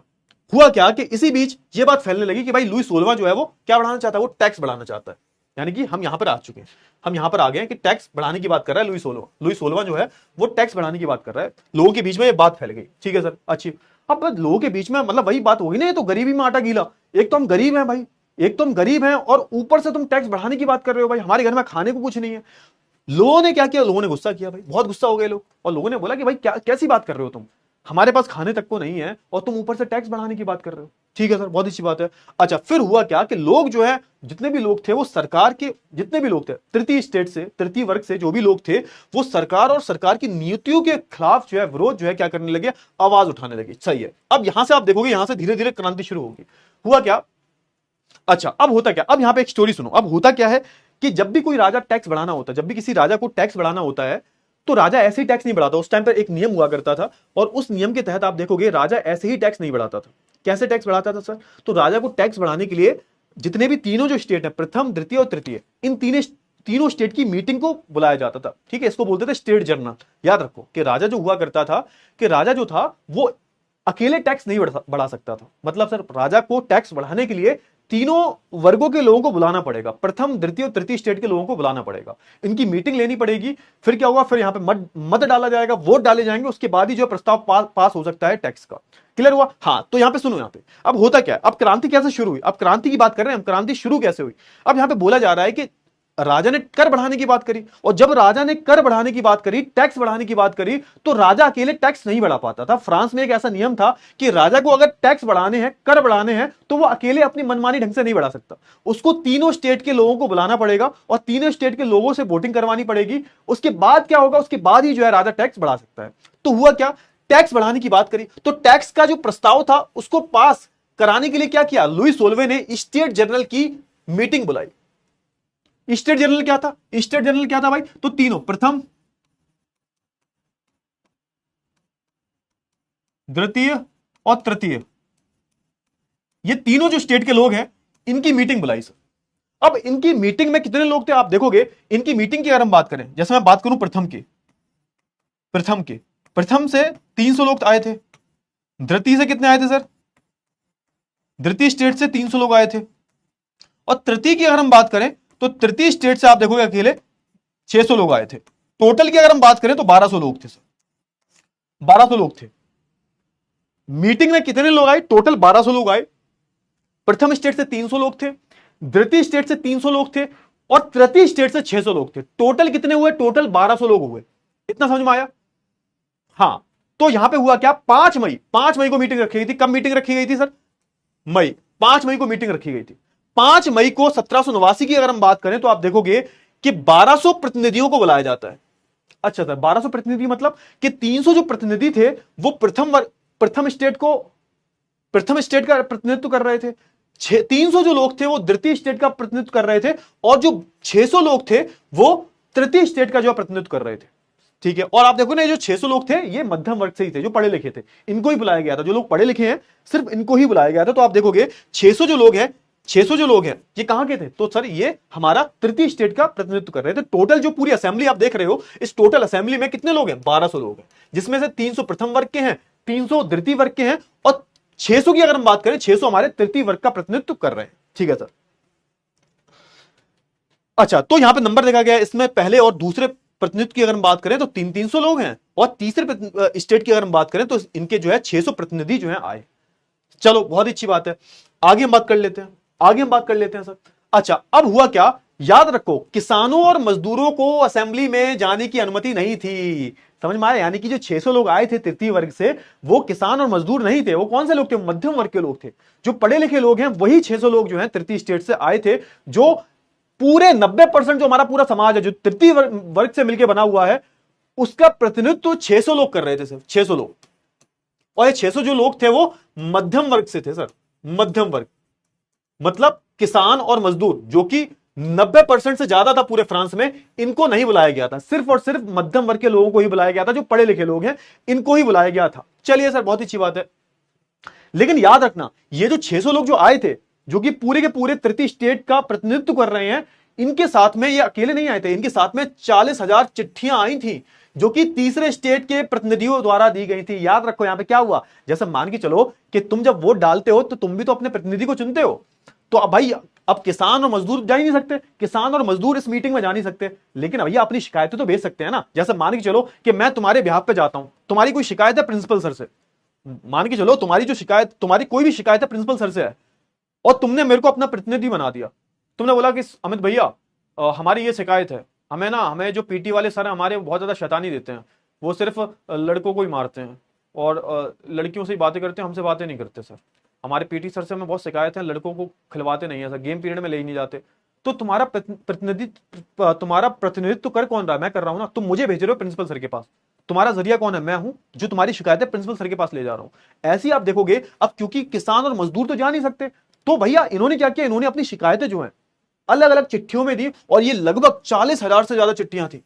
तीसरे वर्ग पे जो 600 लोग हैं, ये करीबन 40,000 शिकायतें लेके आए थे, 40,000 चिट्ठियां लेके आए थे। और उसमें लोग हाथ जोड़कर रिक्वेस्ट कर रहे थे कि राजा जी टैक्स मत बढ़ाओ, मत बढ़ाओ टैक्स, मत बढ़ाओ टैक्स, है ना। क्योंकि ये मीटिंग रखी क्यों गई थी? ये मीटिंग जो है टैक्स बढ़ाने के प्रस्ताव को पास करने के लिए रखी गई थी। तो ये 600 जो लोग आए थे अपने साथ में 40,000 तृतीय वर्गों के जो प्रतिनिधि थे उनकी चिट्ठियां लेके आए हुए थे। प्रतिनिधित्व का मतलब होता है बेटा रिप्रेजेंटेशन। जैसा मान के चलो तुम मुझे चुनकर भेज रहे हो, तुम प्रिंसिपल सर के पास मुझे भेज रहे हो, तो मैं तुम्हारा क्या हो गया? मैं तुम्हारा प्रतिनिधि हो गया, मैं तुम्हारा प्रतिनिधित्व कर रहा हूं। मतलब मैं तुम्हारी शिकायतें लेके जाऊंगा, तो वो जो प्रिंसिपल हैं उनको मैं तुम्हारी शिकायतें दूंगा ना, कि मेरे 50 बच्चों की शिकायत है कि उनको पीटी सर पसंद नहीं है, तो मैं तुम्हारा क्या कर रहा हूं? मैं तुम्हारा प्रतिनिधित्व कर रहा हूं, मैं तुम्हें रिप्रेजेंट कर रहा हूं प्रिंसिपल सर के सामने। तो ऐसे ही जो 600 लोग आए हैं, ये पूरे के पूरे तृतीय वर्ग को क्या कर रहे हैं? पूरे के पूरे तृतीय वर्ग का प्रतिनिधित्व कर रहे हैं। और ये सिर्फ अकेले नहीं आए, इनके साथ में 40,000 से ज्यादा चिट्ठियां भी आई हैं। मतलब तृतीय वर्ग के जो लोग हैं उन्होंने अपनी चिट्ठियां दी हैं कि भैया हमारी भी शिकायत ले जाओ, हमारी भी शिकायत ले जाओ। तो ये ऐसे करके 600 जो लोग हैं वो आए। हाँ, मजदूर और किसानों की चिट्ठियां आई है, मजदूर किसान जितने भी गरीब लोग हैं इनकी चिट्ठियां, इनकी रिक्वेस्ट है जो कि राजा से कर रहे हैं कि भाई टैक्स मत बढ़ाना। ठीक है सर, बहुत अच्छी बात है। उस समय क्या, हाँ अब उस समय नियम क्या था? आप कहोगे सर ठीक है मीटिंग तो बुला ली सर, मीटिंग तो बुला ली, पूरे 1200 लोग आ गए सर, तो अब यहां पर प्रस्ताव पास कैसे होगा कि टैक्स बढ़ना चाहिए या फिर टैक्स नहीं बढ़ना चाहिए? तो ये प्रस्ताव जो है वो पास कैसे होगा सर? कोई तरीका है प्रस्ताव पास करने का? बिल्कुल तरीका है सर, तरीका है, बिल्कुल तरीका। तो यहां पर उस टाइम पर नियम क्या हुआ करता था कि उस टाइम पर नियम यह था कि हर स्टेट का एक वोट होता था। हर स्टेट का एक वोट, मतलब प्रथम स्टेट, द्वितीय स्टेट, तृतीय स्टेट, तीनों स्टेट का एक एक वोट है। आप कहोगे ये तो बड़ी गलत चीज है, हर इंसान का एक वोट होना चाहिए ना। मतलब 1200 लोग हैं टोटल, प्रथम द्वितीय तृतीय को मिला के, तो 1200 वोट होने चाहिए सर। लेकिन ऐसा नहीं था, हर स्टेट का एक वोट था। प्रथम स्टेट का एक वोट, द्वितीय स्टेट का एक वोट और तृतीय स्टेट का एक वोट। तो आप देखोगे ना कि उस समय क्या था, उस समय के नियम के अनुसार हर स्टेट का एक वोट था सर, एक वोट हुआ करता था। प्रथम का एक वोट, द्वितीय का एक वोट और तृतीय का एक वोट। लेकिन होता क्या था, तीसरे स्टेट के प्रतिनिधियों का कहना था कि हर प्रतिनिधि का एक वोट होना चाहिए। यहां पर अब देखो, यहां पर अब दिक्कत यहां पे आएगी, दिक्कत यहां पे आएगी। अब जो हमारे तृतीय स्टेट के जो लोग हैं ना, उनका कहना क्या था? उनका कहना यह था कि देखो सर ऐसा नहीं होना चाहिए, ऐसा बिल्कुल नहीं होना चाहिए कि भाई हर एक स्टेट का एक वोट हो, हर एक प्रतिनिधि का एक वोट होना चाहिए। 1200 प्रतिनिधि हैं तो 1200 वोट होने चाहिए। ये क्या हुआ, ये क्या बात हुई कि हर स्टेट का, प्रथम स्टेट का एक वोट, मतलब वो 300 जो लोग हैं उनका भी एक वोट है, वो 300 जो लोग हैं उनका भी एक वोट है, वो जो 600 लोग हैं तृतीय स्टेट के उनका भी एक वोट है। तो ये गलत है। ये गलत क्यों है? सुनो यहां पे गलत क्यों है, ये ध्यान से सुनो, है ना। अब जैसे देखो, ध्यान से देखना, ये प्रथम हो गया, ये प्रथम, ये द्वितीय, द्वितीय और ये तृतीय, तृतीय वर्ग, है ना, ये वर्ग है हमारे, है ना, है ना। मीटिंग चल रही है भाई, मीटिंग चल रही है, ठीक है, मीटिंग चल रही है। ये मीटिंग कहां चल रही है? स्टेट जनरल में, ये असेंबली में मीटिंग चल रही है, ठीक है। मतलब यहां पे 300 लोग इनके बैठे हुए हैं, 300 लोग इनके बैठे हुए हैं सर, और 600 लोग इनके बैठे हुए हैं। अगर इनको तीनों को जोड़ोगे तो कितना निकल के आता है सर? ये 1200 लोग निकल के आते हैं, 1200 लोग निकल के आते हैं, समझ में आया। और ये 600 जो लोग हैं, ये बेचारे पूरे के पूरे जितने भी तृतीय वर्ग के लोग हैं, जो कि 90% से ज्यादा हैं, उनका प्रतिनिधित्व कर रहे हैं। और ये 40,000 शिकायतें लेके भी आए, लोगों की 40,000 चिट्ठियां भी लेके आए हैं, शिकायतें, ठीक है ना। अच्छा, अब नियम क्या है? नियम यह है, अभी का नियम के अनुसार यह है कि प्रथम वर्ग का भी एक वोट होगा, द्वितीय स्टेट का भी एक वोट होगा और तृतीय स्टेट का भी एक वोट होगा। आप कहोगे सर इसमें दिक्कत क्या है? दिक्कत मैं बताता हूं क्या है। अब देखो, प्रथम वर्ग के और द्वितीय वर्ग के ये जो लोग हैं, ये तो हमेशा राजा को ही वोट देंगे, ये तो हमेशा टैक्स बढ़ाने के पक्ष में ही होंगे। क्यों होंगे? क्योंकि टैक्स इनको थोड़ा देना पड़ता है। अरे भैया, राजा जब टैक्स बढ़ाने की बात कर रहा है, राजा जब टैक्स बढ़ाने की बात कर रहा है, तो टैक्स देना किसको पड़ेगा? अंत में टैक्स का बोझ किस पे आएगा? सिर्फ तीसरे वर्ग पे आएगा। टैक्स का जो बोझ है ना, कर का जो बोझ है वो किस पे आएगा सर? सर कर का बोझ तो तीसरे स्टेट पे आएगा ना। प्रथम और द्वितीय को तो टैक्स देने की जरूरत ही नहीं है, तो ऑब्वियस सी बात है जब ये प्रस्ताव राजा रखेगा कि भैया टैक्स बढ़ाना चाहिए या नहीं बढ़ाना चाहिए, तो प्रथम और द्वितीय वर्ग के तो राजा के फेवर में ही, राजा के पक्ष में ही वोट देंगे ना। क्यों? क्योंकि प्रथम और द्वितीय वर्ग को टैक्स थोड़ा ना देना है, इनको तो टैक्स में छूट है। तो आप सोच के देखो, एक वोट इनका, एक वोट इनका, एक वोट इनका, कितने हो गए? 2 हो गए। और ये तीसरे वर्ग का एक वोट हो गया। तो अब 2 लोग कह रहे हैं कि टैक्स बढ़ना चाहिए और एक बंदा कह रहा है टैक्स नहीं बढ़ना चाहिए। तो जीता कौन? जीत किसकी हुई? तो भैया हमारे राजा जीत गए ना, राजा जीत गए। राजा बहुत चालाक था, तभी तो ये राजा ने, तभी तो सुनो, तभी तो यहां पे समझो यहां पे कि हर एक प्रतिनिधि का एक वोट नहीं है, हर एक स्टेट का एक वोट है। क्योंकि राजा को पता था कि भैया अगर हर एक प्रतिनिधि को अगर हम एक वोट दे देंगे तो राजा हार जाएगा, ये प्रस्ताव पास ही नहीं होगा। लेकिन राजा बहुत चालाक था, राजा को पता है कि भाई प्रथम और द्वितीय वर्ग के जो लोग हैं वो उसके खिलाफ जाएंगे ही नहीं, क्योंकि टैक्स इन दोनों को तो देना नहीं है। टैक्स किसको देना है? टैक्स तो तृतीय वर्ग को देना है। तो अगर मैं प्रथम वर्ग का एक वोट, द्वितीय वर्ग का एक वोट, 2 वोट ये हो गए, लेकिन तृतीय वर्ग का जो है सिर्फ एक ही वोट होगा। तो किसका ज्यादा हुआ? किसके वोट ज्यादा हुए? तो टैक्स बढ़ाने के पक्ष में ज्यादा हो गए, क्योंकि प्रथम और द्वितीय वर्ग के जो लोग हैं वो तो राजा के ही पक्ष में वोट देंगे, है ना। अब होगा क्या? इससे होगा ये कि प्रस्ताव पास हो जाएगा, टैक्स का प्रस्ताव पास हो जाएगा। इसीलिए यहां पे जो तृतीय वर्ग के लोग हैं, इनकी ये मांग थी कि भैया हर एक स्टेट का एक वोट नहीं होना चाहिए, हर एक प्रतिनिधि का एक वोट होना चाहिए। मतलब इनका कहने का मतलब ये था कि ये जो 1200 लोग हैं ना, तो 1200 मतलब 1200 वोट होने चाहिए। ये जो 1200 लोग हैं ये अपने वोट डालेंगे, उसके बाद जो रिजल्ट आएगा वो माना जाएगा। लेकिन राजा को पता था कि अगर ऐसा कर दिया कि अगर मैंने 1200 प्रतिनिधियों को 1200 वोट दे दिए तो राजा हार जाएगा, ये प्रस्ताव नहीं पास होगा। क्योंकि आप देखो ना कि 600 जो तृतीय वर्ग जो है इसमें कितने लोग हैं? 600 लोग हैं। तो ऑब्वियस सी बात है कि अगर ये क्या होता, अगर आप सोच के देखो, अगर ये यहां पर ये प्रस्ताव पास किया जाता, बोल देता राजा कि भैया ठीक है हर एक इंसान को एक वोट मिलेगा, तो आप देखते तो क्या होता, तो यहां पर तृतीय वर्ग जीत सकता था। इसलिए राजा बहुत चालाक था, इसलिए क्या होता था, ये हर एक स्टेट का एक वोट होता था। समझ में आया? ये चीज क्लियर हुई? ये चीज क्लियर हुई ना? ये देखो, ये वाला कॉन्सेप्ट क्लियर हुआ? बच्चे बहुत कंफ्यूज होते हैं इसमें, बताओ जल्दी से। ये कॉन्सेप्ट क्लियर हो गया ना? फटाफट से बताओ जल्दी से, क्लियर हुआ? ये चीज क्लियर हुई आपको? हाँ, तो एक बार ना एक काम करते हैं, पोल कर लेते हैं, पोल कर लेते हैं। अब आपको बताना है कि जो मैंने अभी तक पढ़ाया है वो समझ में आया आपको, नहीं आया, है ना। हाँ ना में जवाब देना है कि ये जो कॉन्सेप्ट मैंने बताया है आपको समझ में आया है या नहीं आया। आपको सिर्फ एक बार हाँ ना में जवाब देना है, ताकि मेरे को अच्छे से पता लग जाए कि तुम्हें सीधे सर हिला रहे हो ऐसे ऐसे करके कि कुछ आता भी है तुम्हें, है ना। ये सर ऐसे ऐसे हिलाने से कुछ नहीं होगा कि यस सर आ गया आ गया आ गया, देख लो देख लो देख लो, देख लेंगे। बताओ सही से आया है या नहीं आया। ये इसमें बच्चों को बहुत कंफ्यूजन होता है। सिंपल सा है, कोई बहुत बड़ा गणित नहीं है इसमें। प्रथम स्टेट से 300 लोग हैं, द्वितीय स्टेट से 300 लोग हैं और तृतीय स्टेट से 600 लोग हैं। लेकिन राजा जो है वो कहता है कि नहीं, हर एक व्यक्ति का एक वोट नहीं होगा, 1200 वोट नहीं होंगे, सिर्फ एक स्टेट का एक वोट होगा। प्रथम स्टेट का एक वोट, द्वितीय स्टेट का एक वोट, तृतीय स्टेट का। अब प्रथम और द्वितीय वाले राजा के खिलाफ जाएंगे नहीं, तो 2 वोट ये हो गए और एक वोट तृतीय स्टेट का हुआ, तो हार कौन गया? तृतीय स्टेट वाले बेचारे हार गए। तो प्रस्ताव जो है पास हो जाएगा। तो इसलिए यहां पर तृतीय वर्ग के जो लोग हैं उनकी मांग क्या है? उनकी मांग ये है कि देखो ऐसा है राजा जी, हमें पढ़े लिखे लोग, हमें पागल मत बनाओ, हमें एक व्यक्ति बराबर एक वोट चाहिए। चमक गया ना? चलिए बहुत अच्छी बात है, रिजल्ट देखते हैं। 90, अरे भाई साहब क्या बात ना, बहुत बढ़िया, बहुत ही बढ़िया। चलो ठीक है, तो फिर आगे बढ़ते हैं भाई, आगे बढ़ते हैं। चलिए बहुत ही बढ़िया, आगे बात कर लेते हैं। फिर क्या हुआ भाई? हुआ क्या? देखो ध्यान से, देखो फटाफट से देखो क्या हुआ क्या भाई? अब हुआ क्या, जब तीसरे वर्ग के लोगों ने ये बोला कि भाई हमें क्या करना चाहिए, हमें जो है हर व्यक्ति को एक एक वोट देना चाहिए, ना कि हर स्टेट को एक वोट। तो राजा को पता था अगर ऐसा हुआ तो राजा हार जाएगा, तो राजा ने इस प्रस्ताव को खारिज कर दिया कि भैया हम तो नहीं करेंगे, ऐसे ही वोटिंग करेंगे, ऐसे ही वोटिंग होगी, एक स्टेट बराबर एक वोट। ऐसा नहीं है कि हर प्रतिनिधि को एक एक वोट देंगे। तो राजा ने इस प्रस्ताव को, यानी कि लुई सोलवे ने इस प्रस्ताव को खारिज कर दिया कि नहीं होगा ऐसा। हुआ क्या भाई? हमारे जो तृतीय स्टेट के जो लोग हैं ये भी कुछ कम नहीं थे। अब इनको पता लग गया था कि राजा पागल बना रहा है हमको। अब ये पढ़ लिख गए थे, इनको पता लग गया था राजा जो है हमें क्या कर रहा है, हमारा शोषण कर रहा है। क्योंकि एट द एंड कर का जो बोझ है हम पर ही आने वाला है। तो आप देखोगे ना, 20 जून की बात है, 20 जून की बात है। 20 जून को तीसरे स्टेट के जो प्रतिनिधि जो थे, कितने प्रतिनिधि थे सर? 1200 जो प्रतिनिधि जो थे, ये क्या करते हैं, ये उठ के चले जाते हैं। मतलब ये राजा के खिलाफ हो जाते हैं कि भैया हम कोई वोट नहीं डालेंगे, कोई वोट नहीं डालेंगे, है ना। और ये कहां चले जाते हैं? तो वर्साई नाम का जो महल था ना, जहां पे मीटिंग चल रही थी, है ना, जहां पे वर्साई की जो पूरा वर्साई का जो महल था, जहां पे राजा वाजा रहा करते थे, तो यहीं पे मीटिंग चल रही थी। तो इसमें एक टेनिस कोर्ट था, बहुत बड़ा टेनिस कोर्ट, जहां पर टेनिस खेला जाता है। टेनिस कोर्ट था, बहुत बड़ा ग्राउंड था एक। तो यहां पर ये जमा हो जाते हैं और अपनी एक नेशनल असेंबली की घोषणा कर देते हैं। अब मजा आएगा। अब इसी को क्या नाम दिया गया है? तभी तो बोलते हैं आप हमारी क्रांति शुरू हो चुकी है। अब हम कहां पर आ चुके हैं? हम कहां पे आ चुके हैं? अब देखो, अब हम यहां पर आ चुके हैं। कहां गया ये?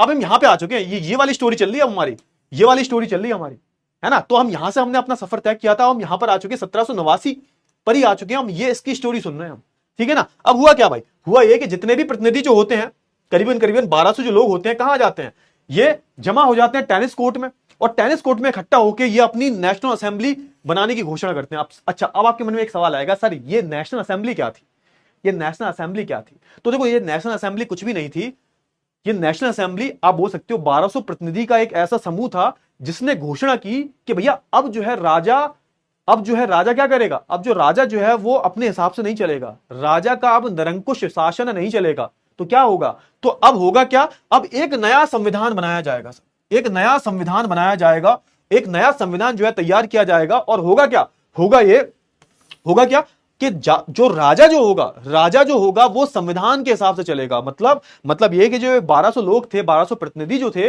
इनको जनता का अच्छा खासा सपोर्ट था, क्योंकि 90% से ज्यादा तो तृतीय वर्ग में लोग हैं। ये जो प्रथम और द्वितीय वर्ग के जो लोग हैं वो 5% से 5 या 5-6% लोग हैं, बस ज्यादा लोग थोड़ा ना। टोटल अगर जनसंख्या की अगर हम बात करें, उसमें 90% से ज्यादा कौन लोग हैं, तृतीय वर्ग के लोग हैं। और उनका सपोर्ट किनको है, ये 1200 लोगों को है, तो इनका सपोर्ट है प्रॉपर तरीके से, तो इनके पास सपोर्ट है प्रॉपर। और ये क्या करेंगे, ये 1200 लोग जब टेनिस कोर्ट में इकट्ठे होंगे तो यहां पर ये निर्णय लिया जाएगा कि अब हमें क्या करना होगा, अब हमें जो अपना संविधान बनाना होगा, अपने फ्रांस का संविधान बनाना होगा। और फ्रांस का जब संविधान बनेगा ना, तो राजा को, जो लुई 16वां जो है ना, ये अपने हिसाब से नहीं चलेगा कि भाई कभी भी मीटिंग बुला लो, कभी भी टैक्स बढ़ाने का प्रस्ताव पास कर दो, ऐसा नहीं होगा। राजा जो होगा, राजा को संविधान के हिसाब से चलना पड़ेगा। अच्छा, संविधान बनाने का काम किसको दिया जाता है, तो आप देखोगे संविधान को लिखने का काम दिया जाता है मिराबियो को, है ना, मिराबियो को और आबेसीए नाम था इनका, मिराबियो और आबेसीए, दो एक बहुत बड़े पढ़े लिखे वकील थे ये, विचारक थे ये।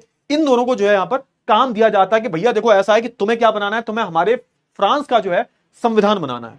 ठीक है, क्लियर हुआ, फटाफट से बताओ, ये चीजें क्लियर हुई। हाँ, तो यहां पे अब क्रांति हमारी शुरू हो चुकी है, इसी को हम क्रांति बोल रहे हैं।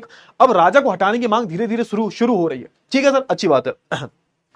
एक चीज और हुई भाई, क्या हुई सर, उस साल सर्दी थोड़ी ज्यादा पड़ गई, और उससे हुआ क्या, फसल हमारी जो है तबाह हो गई। ये मैंने ऑलरेडी बता दिया आपको। उस साल एक चीज और हुई, 1789 की हम बात कर रहे हैं, कि एक तरफ ये चल रहा था, एक तरफ हमारा संविधान बनाने का काम चल रहा था, एक तरफ क्रांति हो चुकी है बस, और दूसरी तरफ क्या होता है, एक बुरी खबर आती है कि भाई सर्दी इतनी पड़ी कि फसल खराब हो गई।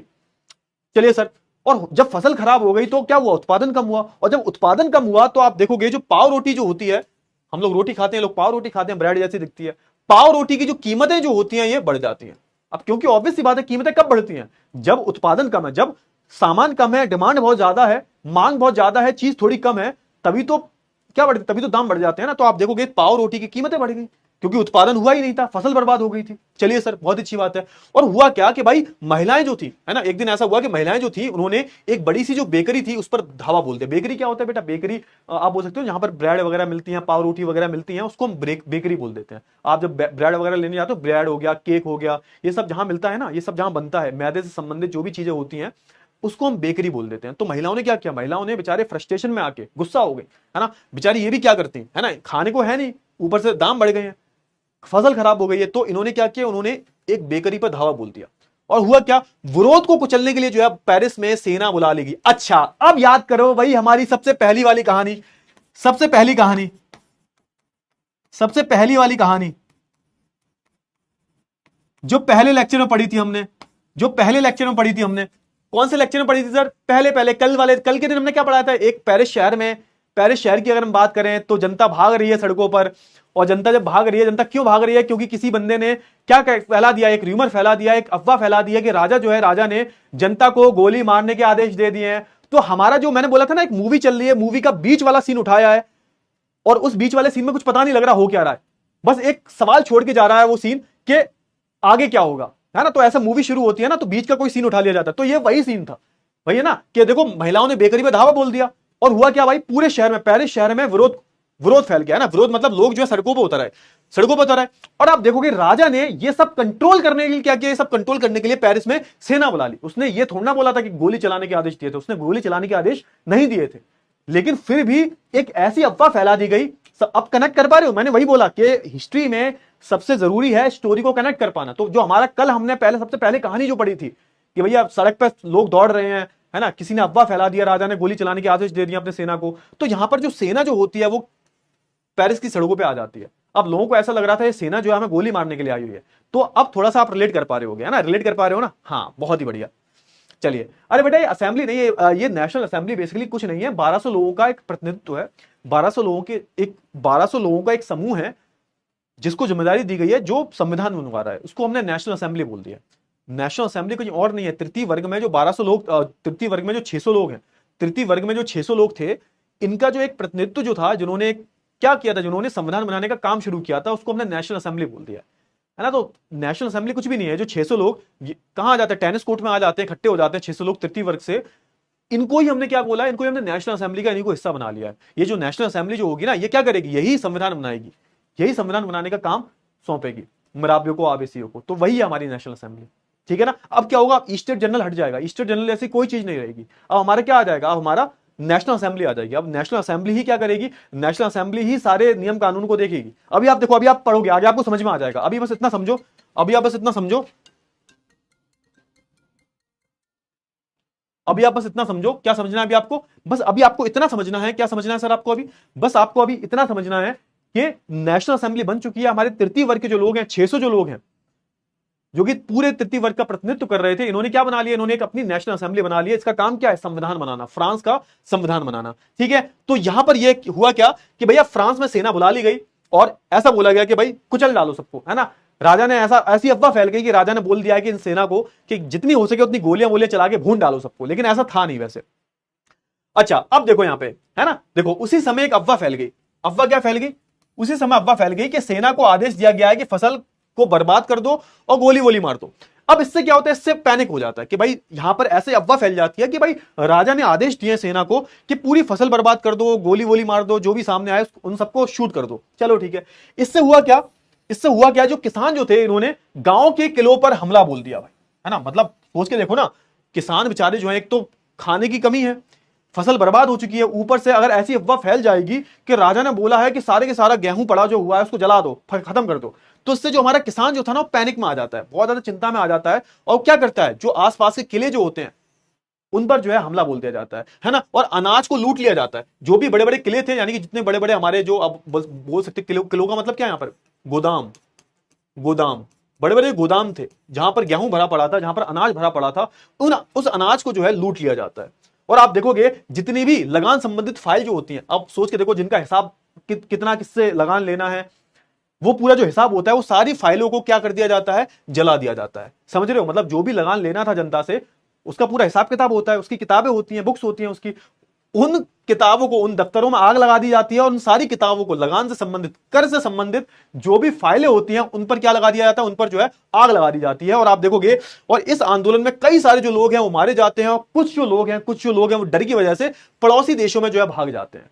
तो ऐसा कुछ जो है यहां पर देखने को मिलता है मंजर हमारा फ्रांस में। जल्दी से बताओ, इतनी चीजें क्लियर हुई आपको, जल्दी से बताओ फटाफट से, है ना। ये टॉपिक खत्म करना है, इसके बाद ही क्लास खत्म करेंगे, टॉपिक खत्म हो जाए उसके बाद क्लास खत्म करेंगे, ठीक है। सो बेसिकली क्या हुआ, यहां पर एक अफवाह फैल चुकी है कि राजा ने आदेश दे दिया है कि जितना भी हमारा फूड ग्रेन है, जितना भी हमारा अनाज है, उसमें आग लगा दो। तो किसान जो होते हैं बेचारे, है ना, पैनिक में आ जाते हैं, बहुत ज्यादा पैनिक मोड, मतलब चिंता में आ जाते हैं। और आप देखोगे कि वो गोदामों में जितना भी अनाज जो होता है उसको लूट लेते हैं, और अलग अलग जो दफ्तर होते हैं जहां पर हिसाब किताब रखा होता है, उन सब सारी फाइलों को जो है जला देते हैं, ताकि कुछ सबूत ना बचे। ठीक है सर, बहुत अच्छी बात है। ये सारी चीजें हुई।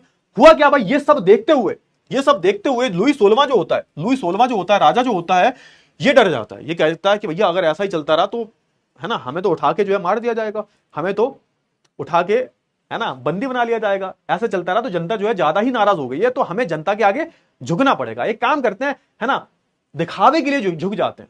एक काम करते हैं, अभी थोड़ा सा माहौल बहुत गर्म है, तो भैया यहां पे लुई 16वां जो होता है बड़ा चालाकी से क्या करता है, अपनी हार मान लेता है कि अभी के लिए, अभी बहुत ज्यादा गर्म माहौल है, तो अभी के लिए क्या हो जाते हैं, शांत हो जाते हैं।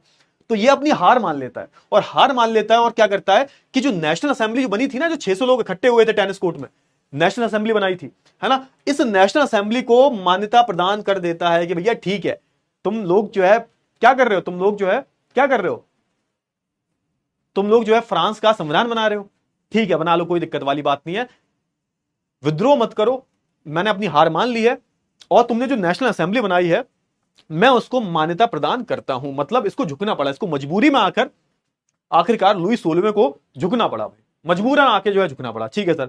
और होता क्या है, 4 अगस्त 1789 को होता क्या है, एक बहुत बड़ा बदलाव होता है। जितने भी कर थे जो भी सामंती व्यवस्था जो थी, मैंने बताया था ना, सामंती व्यवस्था चलती थी, बड़े बड़े जागीरें हुआ करती थी, उन जागीरों पर है ना बेचारे बहुत भूमिहीन किसान दास वगैरह काम करते थे, है ना, वो बड़े बड़े कुलीन वर्ग के जो लोग हैं वो सामंत हुआ करते थे, जो क्या करते थे बेसिकली, जो कर वर लिया करते थे, कर की वसूली करते थे, और ना सिर्फ वो उनके उनके आप बोल सकते हो उनकी आर्थिक स्थिति, बल्कि उनकी सामाजिक, है ना, उनकी सामाजिक, उनकी पर्सनल लाइफ पर भी पूरा दखलंदाजी हुआ करती थी सामंत वर्गों की, उनकी शादी वादी से लेके हर काम जो है ये सामंती लोग ही करते थे। तो आप बोल सकते हो 1789 में क्या हुआ, टैक्स हटा दिए गए, जो भी फिजूल के टैक्स हटा दिए गए, सामंती व्यवस्था को हटा दिया गया, सामंती व्यवस्था को हटा दिया गया, और कुलीन तथा पादरी वर्ग के जितने भी विशेष अधिकार थे इनको भी समाप्त कर दिया गया। तो फाइनली क्या हुआ, अब आप बहुत खुश हो गए, फाइनली यहां पर जो हमारे मध्यम वर्ग के लोग हैं इनकी जीत हो गई भाई, हमारा जो तीसरा वर्ग है, हमारा जो एक आम आदमी जो है जीत गया, है ना, आम आदमी की जो है यहां पर जीत हुई। तो आप बोल सकते हो एक तरह से यही हुआ है। अभी तो बहुत सारे बदलाव आएंगे, अभी तो बस हमारी कहानी जो है शुरू हुई, अभी तो और मजे आएंगे, अभी बहुत मजे आएंगे। तो आप बोल सकते हो कि भाई जितने भी विशेष अधिकार जो हैं इनको समाप्त कर दिया जाता है, और चर्च की जमीन जो होती है वो भी जब्त कर ली जाती है। आप सोच के देखो, चर्च जो था, मतलब हमारे जो प्रथम वर्ग के जो लोग थे, चर्च से संबंधित जो भी लोग थे ना, इनके पास बड़ी बड़ी जमीनें हुआ करती थी, ये बड़ी बड़ी जमीनों को कंट्रोल करते थे धर्म के नाम पे, धर्म के नाम पे लोग पागल बनाते थे। तो इनके पास जितना भी इनकी संपत्ति थी वो सारी की सारी संपत्ति जो है जब्त कर ली जाती है। अब क्या हुआ, एक बहुत बड़ा जो है फ्रांस में, सोच के देखो, एक फ्रांस में 1789 की अगर हम बात करें, तभी इसको बोला जाता है फ्रांसीसी क्रांति 1789 में शुरू क्यों हुई थी, क्योंकि 1789 में जो वहां पर जो वहां पे सामाजिक ढांचा हजारों सालों से चला आ रहा था, जो वहां पर एक राजनीतिक ढांचा हजारों सालों से चला आ रहा था, उसमें फाइनली बदलाव आए थे। समझ में आया ना, उसमें फाइनली जो है धीरे धीरे बदलाव आने शुरू हुए थे। सामंती व्यवस्था सोच के देखो हजारों साल से चल रही थी, और 1789 में फाइनली आके क्या होता है, यहां पर सामंती व्यवस्था का जो यहां पर एंड देखने को मिलता है। क्लियर हुआ, फटाफट से बताओ, इतनी चीजें क्लियर हुई, फटाफट से बता दो जल्दी से, क्लियर हुआ ना, हाँ बहुत ही बढ़िया, बहुत ही बढ़िया, इतनी चीजें आई होप आपको जो है बहुत अच्छे से क्लियर हो गई होंगी। तो एक काम करें, आप एक काम करें, आज का लेक्चर यहीं तक रखें, आज का जो लेक्चर है यहीं तक रखें।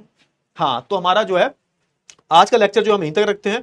अब एक काम करेंगे, थोड़ा सा हम बाकी की चीजों को कल पढ़ेंगे, ठीक है, कल पढ़ेंगे बाकी की चीजों को। एक काम करते हैं, क्विज कर लेते हैं सर, है ना, क्विज करें, क्विज कर लेते हैं सर, ठीक है, बहुत ही बढ़िया, बहुत ही बढ़िया, क्विज कर लेते हैं, क्विज करो जल्दी से, फटाफट से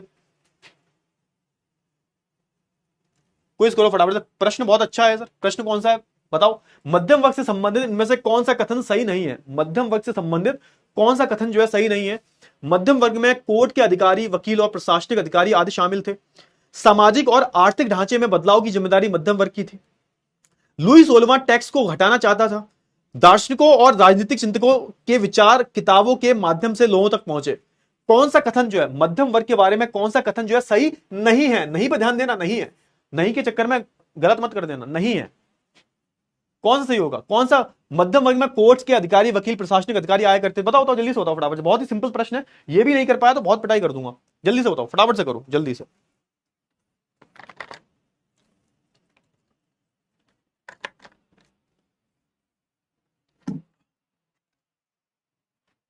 चलिए बहुत ही अच्छी बात। तो भैया देख के ही लग रहा है कि लुई 16वां टैक्स को घटाना चाहता था यार, भाई ये तो सबसे बड़ा गलत ऑप्शन है, गलत ऑप्शन ही तो पूछा है भाई, ऑप्शन नंबर सी जो होगा हमारा सही आंसर हो जाएगा। सी किसने किया है, 35% लोगों ने। हो भाई ये क्या कर रहे हो तुम लोग, ऐसे नहीं चलेगा बेटा जी काम, ना ऐसे नहीं चलेगा बेटा जी, ना ना ना ना ना ना ना, कौन सी दिशा में जा रहे हो आप, हैं इतना पढ़ाने के बाद सत्यानाश हो तुम्हारा भाई, इतना मेहनत से पढ़ाने के बाद तुम ये गुल खिलाओगे, तो ये तो नहीं सोचा था मैंने, हैं क्या कर रहे हो बे, हैं कहा कर रहे हो बे। किन किन ने सही आंसर दिया है, प्रिया जी ने बिल्कुल सही आंसर दिया है, अंकिता यादव जी ने बिल्कुल सही आंसर दिया है, मलय केशरवानी ने बिल्कुल सही आंसर दिया है, वेरी गुड बच्चा, very good. Aryan, Abhinav, Anubhav, Harshit, Anshika, Jayyash, Jyoti Yadav, very good very good very good very good very good. हाँ तुम यार ऐसे काम करोगे तो भाई बहुत, अरे भैया लुई 16वां टैक्स को घटाना चाहता था, कौन सा कथन सही नहीं है, सही नहीं है, सही नहीं है पूछा है तो भाई लुई 16वां टैक्स को हटाना चाहता था, option number C is the right answer. चलो ठीक है आगे बढ़ते हैं। पहले और दूसरे स्टेट से कितने प्रतिशत प्रतिनिधि थे, फटाफट से बताओ, जल्दी से बताओ फटाफट से। पहले और दूसरे स्टेट की अगर मैं बात करूं तो कितने प्रतिनिधि थे, जल्दी से बोलो फटाफट से। 300 प्रतिनिधि पहले से तथा 300 दूसरे से, 400 प्रतिनिधि पहले से तथा 400 दूसरे से, 400 प्रतिनिधि पहले से, 300 दूसरे से, 300 प्रतिनिधि पहले से तथा 400 दूसरे से। फटाफट से बताओ कौन से जो प्रतिनिधि थे वो प्रथम और दूसरे स्टेट से थे, कितने प्रतिनिधि जो थे, कितने पहले और दूसरे से कितने जो प्रतिनिधि थे वो हमारे, उनका नंबर बताना है आपको, पहले और दूसरे स्टेट से कितने प्रतिनिधि थे। अरे ये तो सही कर दो ना, ये तो सही कर देना है ना, ये गलत मत करना, बहुत दुख होगा अगर तुमने गलत किया। 50% से ऊपर ऊपर आना चाहिए, 50-60% से ऊपर ऊपर आना चाहिए, वरना तो बहुत पिटाई करेंगे। चलो बहुत बढ़िया, आगे बढ़ते हैं भाई, समय हुआ समाप्त। तो पहला जो है ऑप्शन सही होगा, 300 लोग थे, 300 प्रतिनिधि पहले से थे और 300 प्रतिनिधि, हाँ, और अरे वाह, चलो बहुत बढ़िया, पहले से यहां पर सुधार होता हुआ। और आप देखते हैं भैया किसने गाड़े हैं झंडे, तो भैया पहले नंबर पर आए हैं हमारे अमरीश पटेल भाई, दूसरे नंबर पर आए हमारे अनुभव, तीसरे नंबर पर आए हमारे खुशी, चौथे नंबर पर आए हमारे अलेक वर्मा, अलेक, ओके, चौथे, फिर उसके बाद मोहम्मद, उसके बाद अंशिका, प्रिया, सुनील, जयरश, वेरी गुड बेटा। चलिए आगे बढ़ते हैं। आखिरी क्वेश्चन देख लो फटाफट से, आखिरी क्वेश्चन देखो, आखिरी क्वेश्चन क्या है, जल्दी से पढ़ो फटाफट से, आखिरी क्वेश्चन क्या है। अच्छे प्रश्न, ये क्वेश्चन जो एग्जाम में आएंगे फटाफट से। क्रांति की शुरुआत के संबंध में इनमें से कौन सा कथन सही नहीं है, कौन सा कथन सही नहीं है, गलत कथन पूछ रहा है यहां पे। टैक्स बढ़ाने के प्रस्ताव को पास करने के लिए लुई सोल्वे ने स्टेट जनरल की असेंबली बुलाई, ये कथन सही है गलत है, आप बताओगे। अब कुछ गलती नहीं होनी चाहिए। 7 मई 1789 के दिन कुल 10,000 प्रतिनिधि एक भवन में असेंबली के लिए इकट्ठा हुए, इनमें से पहले और दूसरे स्टेट्स के 300 प्रतिनिधि थे, ठीक है सर। किसानों और मजदूरों की शिकायतों को लेकर 40,000 चिट्ठियां तीसरे स्टेट के प्रतिनिधियों को दी गई थी। बताइए फटाफट से, कौन सा जो स्टेटमेंट है वो गलत है, गलत कौन सा लग रहा है तुम्हें, तुम बताओ अपने हिसाब से, बताओ कि 5 मई के दिन जो है भवन में कितने लोग आए थे, बताओ। अब ये भी गलत हो जाए तो भाई फिर मैं कुछ बोल नहीं सकता, क्योंकि बहुत अच्छे से बताया है मैंने, बहुत ही बेसिक चीजें जो मैंने आपको बताई हैं, और अगर इनको भी तुम गलत कर दोगे तो मुझे बहुत दुख पहुंचेगा। तो प्लीज ऐसा मत करना, मेरा दिल टूट जाएगा, इतनी मेहनत से पढ़ाते हैं तुम्हारे अमित भैया। चलो ठीक है, तो ऑप्शन नंबर कौन सा गलत होगा भाई, हमारा जो दूसरा ऑप्शन है गलत है ना। अरे 10,000 कहां से आ गया भाई, 1200 लोग थे ना टोटल, क्या बात कर रहे हो तुम। तो ऑप्शन नंबर बी जो होगा ये सही हो जाएगा, option number B is the right answer. 50%, फिर भी कम है, देखो फिर भी 50% बच्चे ने एक क्वेश्चन जो है बिल्कुल सही किया है। देखते हैं, अमरीश पटेल, सत्यम, अनुभव, मयूख, ज्योति, मोहम्मद यूनुस, प्रिया, रिया, अमन, जयश, वेरी गुड। चलो ठीक है, देखते हैं कौन जीता भाई। तो हमारी जो प्रिया जो है नंबर 1 पे रही है, वेरी गुड बेटा जी। दूसरे पे अनुभव मौर्य है, तीसरे पे हमारी है जयश, वेरी गुड, बहुत ही बढ़िया। बाकी हमारे मलय, अभिनव, हर्षित, अनुज, कुणाल, अमन जी, रवि, वेरी गुड, बहुत ही बढ़िया, बहुत ही बढ़िया। तुम लोग भी कोशिश करो और ट्राई करो कि भैया क्या करना है तुम्हें क्या करना, क्या है तुम्हें करना है, तुम्हें यहां पर पहले नंबर पे आना है, पहले टॉप 3 में आना है तुम्हें, कोशिश करो, है ना। मैं ऐसे ही प्रश्न लेके आऊंगा, बहुत बढ़िया प्रश्न। अच्छा, आज हमने क्या क्या पढ़ लिया, थोड़ी सी समरी देख लेते हैं। तो आज हमने मध्यम वर्ग के बारे में बात की सर, किसके बारे में बात किया हमने जो है मध्यम वर्ग के बारे में बात की, ठीक है, मध्यम वर्ग के बारे में बात की, ठीक है सर। किस तरीके से मध्यम वर्ग के लोग उठ खड़े होते हैं, किस तरीके से हमारे जो दार्शनिक होते हैं उनका योगदान रहा है, ठीक है ना। फिर दूसरी बात की हमने क्रांति की शुरुआत के बारे में, किसके बारे में बात की हमने, क्रांति की शुरुआत के बारे में बात की, क्रांति की किस तरीके से शुरुआत होती है और किस तरीके से स्टेट जनरल की मीटिंग बुलाई जाती है ना। किस तरीके से आप देखोगे हमारा जो स्टेट जनरल जो है इसकी मीटिंग जो हुई, इसकी बात की गई है, और किस तरीके से हमारी नेशनल असेंबली को बनाया जाता है, किस तरीके से हमारी जो नेशनल असेंबली जो है इसको बनाया जाता है, इस पर हमने फोकस किया। किस प्रकार से जो लुई सोलवा जो होता है इतनी क्रांति को देख के, है ना, डर जाता है और वो क्या करता है, वो नेशनल असेंबली को मान्यता दे देता है। और इसके बाद आप देखोगे जितने भी प्रकार के विशेष अधिकार जो प्रथम और द्वितीय स्टेट को दे रखे थे इनको खत्म कर दिया जाता है, सामंती व्यवस्था को खत्म कर दिया जाता है। और एक तरीके से आप देखोगे, हम अगली क्लास में पढ़ेंगे, संवैधानिक राजतंत्र का जो है यहां पर शुरुआत की जाती है। संवैधानिक राजतंत्र क्या होता है, अब इसके बारे में हम जानेंगे कल कि भैया फ्रांस में अब क्या हुआ। फ्रांस में एक तरीके से संवैधानिक राजतंत्र आ गया है, मतलब राजतंत्र तो है, राजा अभी हटा नहीं है, राजा तो है अभी, लेकिन अब वो राजा जो होगा वो अपने मनमानी ढंग से नहीं चलेगा, राजा जो होगा वो अब संविधान के हिसाब से चलेगा। इसको ही हम बोलते हैं संवैधानिक राजतंत्र। अब इसके बारे में हम बात करेंगे कल मतलब तीसरी क्लास हमारी कल बात करेंगे। तो आई होप आपको लेक्चर जो है बहुत बढ़िया लगा होगा, मजा आ गया होगा। मजा आया नहीं आया, मजा आया ना, बहुत बढ़िया। ये मजा मैं तुम सबको देना चाहता हूं, बहुत ही बढ़िया, बहुत ही बढ़िया आया ना, मजा आ गया। अरे बेटा लव यू बेटा। कोई बात नहीं, वीडियो कॉल वगैरह कर लिया करेंगे, अभी नहीं, थोड़ी देर में दिन में वीडियो कॉल करेंगे, ठीक है ना। चैप्टर खत्म होगा, जब लास्ट लेक्चर होगा तब मैं वीडियो कॉल करूंगा। हर चैप्टर के लास्ट वाले लेक्चर की अगर हम बात करें, जब वो चैप्टर खत्म होगा तो लास्ट वाले लेक्चर में मैं वीडियो कॉल किया करूंगा, ठीक है। क्लियर हुआ, चलिए बहुत ही बढ़िया, बहुत ही बढ़िया। चलिए तो एंड करें इस क्लास को, एंड करें इस क्लास को, पक्की बात है। चलो ठीक है, तो भागो भागो भागो, bye bye bye bye bye bye bye bye bye, भागो भागो भागो, चलो चलो चलो, bye bye bye bye, love you all. चलो ठीक है, बाय।